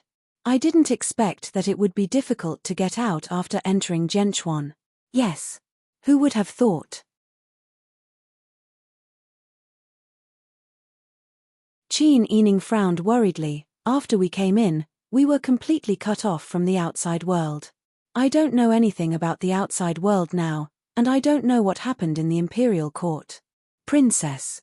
Isn't that Jing Zhe and Xiao Shui?" Ji Yun pointed at the people in the bushes in front of them. Mu Jinghu took a look, and was able to identify them before the others could see in time. "It's them. I came out yesterday and made an appointment with them to meet here." As he spoke, everyone had already met. Jing Zhe and Xiao Shui were very excited when they saw Qin Yining. They cupped their hands and bowed. "Princess. Are you okay these days?" "I'm fine. Aren't I doing well? Let's go to the ruined temple first." Everyone nodded in unison. Once everyone was gathered, Qin Yining also relaxed. The group quickly arrived at the ruined temple. After checking the surrounding terrain and confirming that it was really safe, they left someone to guard outside and went into the temple to settle down. This temple had not been renovated for a long time. In the middle of the temple, there was a clay bodhisattva with cobwebs hanging from its body, standing in the dilapidated hall with a compassionate look in its eyes. Half of the roof tiles had fallen off, not to mention the dilapidated and mottled walls and the lattice windows that only had window frames and no window lattices left. A ray of bright moonlight shone through the hole in the roof onto the clay bodhisattva statue, adding a sense of peace and tranquility to the place. Qin Yining looked up at the bodhisattva statue, then put his palms together and knelt down. Bing Tang and Ji Yun also knelt down and bowed. During this time, Jinghu Wei and the others went to collect firewood. Jing Zhe lit a fire in the middle of the ground and spread some hay on the ground. "We escaped in a hurry. Sorry for the inconvenience, Princess." "It's not a problem." Qin Yining smiled. "I used to live in the wilderness for so many years. This kind of relief is already very good for me at that time." Everyone gathered around the bonfire and sat down. Two of the elite tiger guards felt uneasy and went to guard the outside of the hall. Qin Yining said, "Everyone, make use of the time to conserve your energy." The Chiu family should have already discovered that we are missing. I think they have spies everywhere in Zhenchuan City and will soon find out which direction we went. Even if they don't know our location, they will have to take a detour in the middle and will find us quickly. So we can't stay here for long. Yes. Jingzhe and the others nodded. Mu Jinghu used a tree branch to poke at the fire. A gust of wind blew past, and sparks flew out from the fire. I don't know if we can find a chance to find the Chu Chuan tablet tomorrow. If there is, we have to find a way to disguise ourselves and get out. If there isn't, I'm afraid there will be a tough battle ahead. Everyone should conserve their energy. Young Master Mu is right. Let's take turns to rest tonight. Da Han nodded. The few of them discussed with the Jinghu Wei brothers about taking turns to guard the night. Qin Yining saw that everyone had arranged things in an orderly manner. He took out a piece of clothing from his bag and rolled it up to use as a pillow. He slept on the dry grass near the fire. Bing Tang and Ji Yun looked at each other. They were actually a little hesitant. Bing Tang was born into a noble family and had never suffered much. Although Ji Yun was lonely and poor, ever since she followed Pang Xiao, even though she had to undergo all kinds of training, her life had always been more luxurious than that of a normal family's young lady. Pang Xiao had never mistreated them. Thus, they slept on the ground covered with a thin layer of dry grass. They didn't know if there were bugs in the grass or rats in the corners. They couldn't accept such an environment for a while. But on second thought, they began to feel sorry for Qin Yining. If they hadn't suffered a lot, who would be able to get used to such a thing? The more Qin Yining adapted to it, the more upset they felt. Bing Tang and Ji Yun lay down on both sides of Qin Yining at the same time, hoping to help Qin Yining block some of the cold wind at night. The three girls fell asleep with their heads against each other. The men looked at each other and felt a little uncomfortable. Especially Jinghu Wei, who now admired and pitied Wang Fei. They had seen with their own eyes how Wang Yi treated Wang Fei. If Wang Yi was here, how could he bear to let Wang Fei suffer? If Wang Yi knew that Wang Fei was under house arrest by the Chiu family and had to escape for her life, Wang Yi would be heartbroken. When they thought of this, their disgust for the Chiu family increased a lot. Unlike what they had expected, the Chiu family didn't catch up as quickly as they had guessed. At least they had a good night's sleep. In the morning, there were people who went fishing and hunting. After Qin Yining washed up, he had a full meal. Qin Yining didn't dare to be careless. After the group of people ate, they immediately left the temple and looked for the next safe place to stay. But Qin Yining didn't expect that less than an hour after they left the temple, the road in front of them was blocked by a group of people.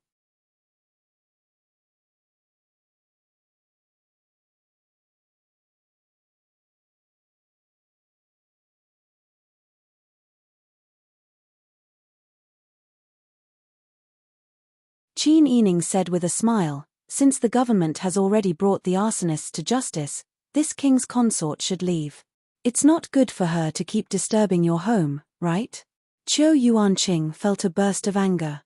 Qin Yining had directly thrown his words at his face, making him unable to find the words to respond. He had a feeling that he was in love with his irksome eldest niece. Sure enough, smart women were very annoying. Could it be that Princess Consort has made up her mind to refuse a toast only to be forced to drink a forfeit? A toast, a forfeit? This king's consort seems to have been forced to drink a forfeit ever since she saw your Chiu family. Chiu Feizhen has bad intentions. Chiu Yuanming and his womenfolk came to harass me and even tried to murder me. Could it be that only your Chiu family is allowed to bully others and I'm not allowed to resist? Is there no law in Sword Chuan City? If Princess Consort says so, there's nothing wrong with it. Qiu Yuanqing snorted, "You can ask around in Sword Chuan City and see what the law is. See whose world is here." It seems that the Chiu family is thinking of rebelling. Qin Yining calmly stated a fact. Qiu Yuanqing's heart skipped a beat when he heard this. He coldly said, "Princess Consort, there's no need to label us. Even if you talk until your mouth is broken, who would know? You'd better put away that dangerous thing. Otherwise, once it explodes, your group won't even have bones left." Does Princess Consort not know what kind of place Sword Chuan is? To tell you the truth, even if your group dies here today, no one will know. At that time, you can cover it up by saying that you're not acclimatized to the climate and died of a sudden illness. Princess Consort, a wise man submits to circumstances. I advise you not to be impulsive and cause your own death, as well as the people who follow you. Stop bullshitting. Jingzhe angrily said, I swear to follow Princess Consort to death. If you have the ability, come up. This grandfather will kill you all. If anyone is greedy for life and afraid of death and blinks an eye, that person will be raised by a little girl. That's right, kill them all. Jinghu Wei and the others also angrily roared. However, Qin Yining blew on the igniter and placed it directly on the Thunderfire bomb. The igniter made a sizzling sound and sparks flew out. Qiu Yuanqing saw this, and although he felt that it was a pity, he didn't feel anything for the group of people who were about to die. Why do you have to take things too hard? You're still young, Sai. As he spoke, a group of men of sacrifice were already protecting Qiu Yuanqing as they retreated. Obviously, they didn't want to die with Qin Yining and the others. The people around Qin Yining felt a chill in their hearts, but none of them were afraid of death.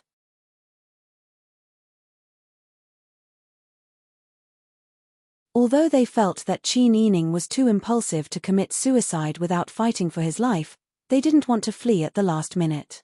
They all stood firmly by Qin Yining's side. However, right at this moment, Qin Yining pushed aside Jingzhe, who was in front of her, and threw the Thunderfire bomb in her hand towards the group of people. The distance between the two groups of people wasn't close. Qin Yining's early years of survival in the wilderness showed her advantage at this moment.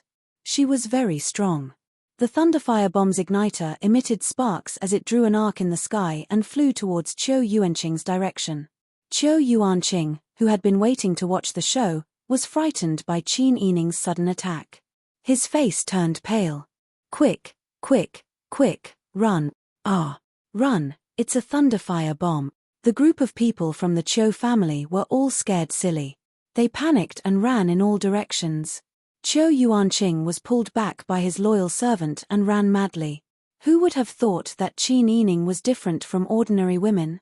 If an ordinary woman was surrounded by a group of men, wouldn't she die to prove her innocence? However, Qin Yining did the opposite. She didn't use the Thunderfire bomb for herself, but for them. Boom! With a loud sound, the earth shook and the mountains shook. When the explosion occurred, the shards and stones flew in all directions like hidden weapons. The people who didn't have time to run away were caught in the explosion. This time, more than 10 people were seriously injured. The rest of the people had minor injuries. Qin Yining seemed to feel some regret. She turned around and took out another bomb from her bag. The silver-masked secret agents and the Jinghu Wei had thought that Qin Yining wanted to die together with the other side. They hadn't thought that Wang Fei would so decisively blow up the other side. At this time, everyone couldn't help but roar with laughter. Even though the Qiu family was full of anger and they were surrounded by people several times their number, the joy in their hearts was indescribable. Wang Fei, good explosion. Give them another one. No rush. Qin Yining smiled lightly. Qiu family's second master, please have your people move aside. Qin Yining blew on the igniter again and adjusted the direction of the fuse. He could use it again at any time. Qiu Yuanqing gritted his teeth and said angrily, I didn't think that Prince Zhongxian's consort would be so ruthless. Your man brags about his love for the people everywhere, but you kill the innocent. Aren't you afraid of being laughed at?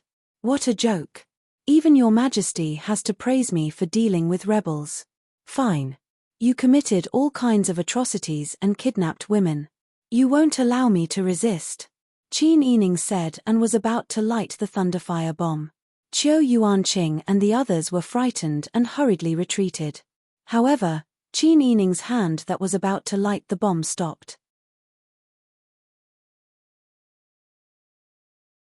She only had 2 of these Thunderfire bombs.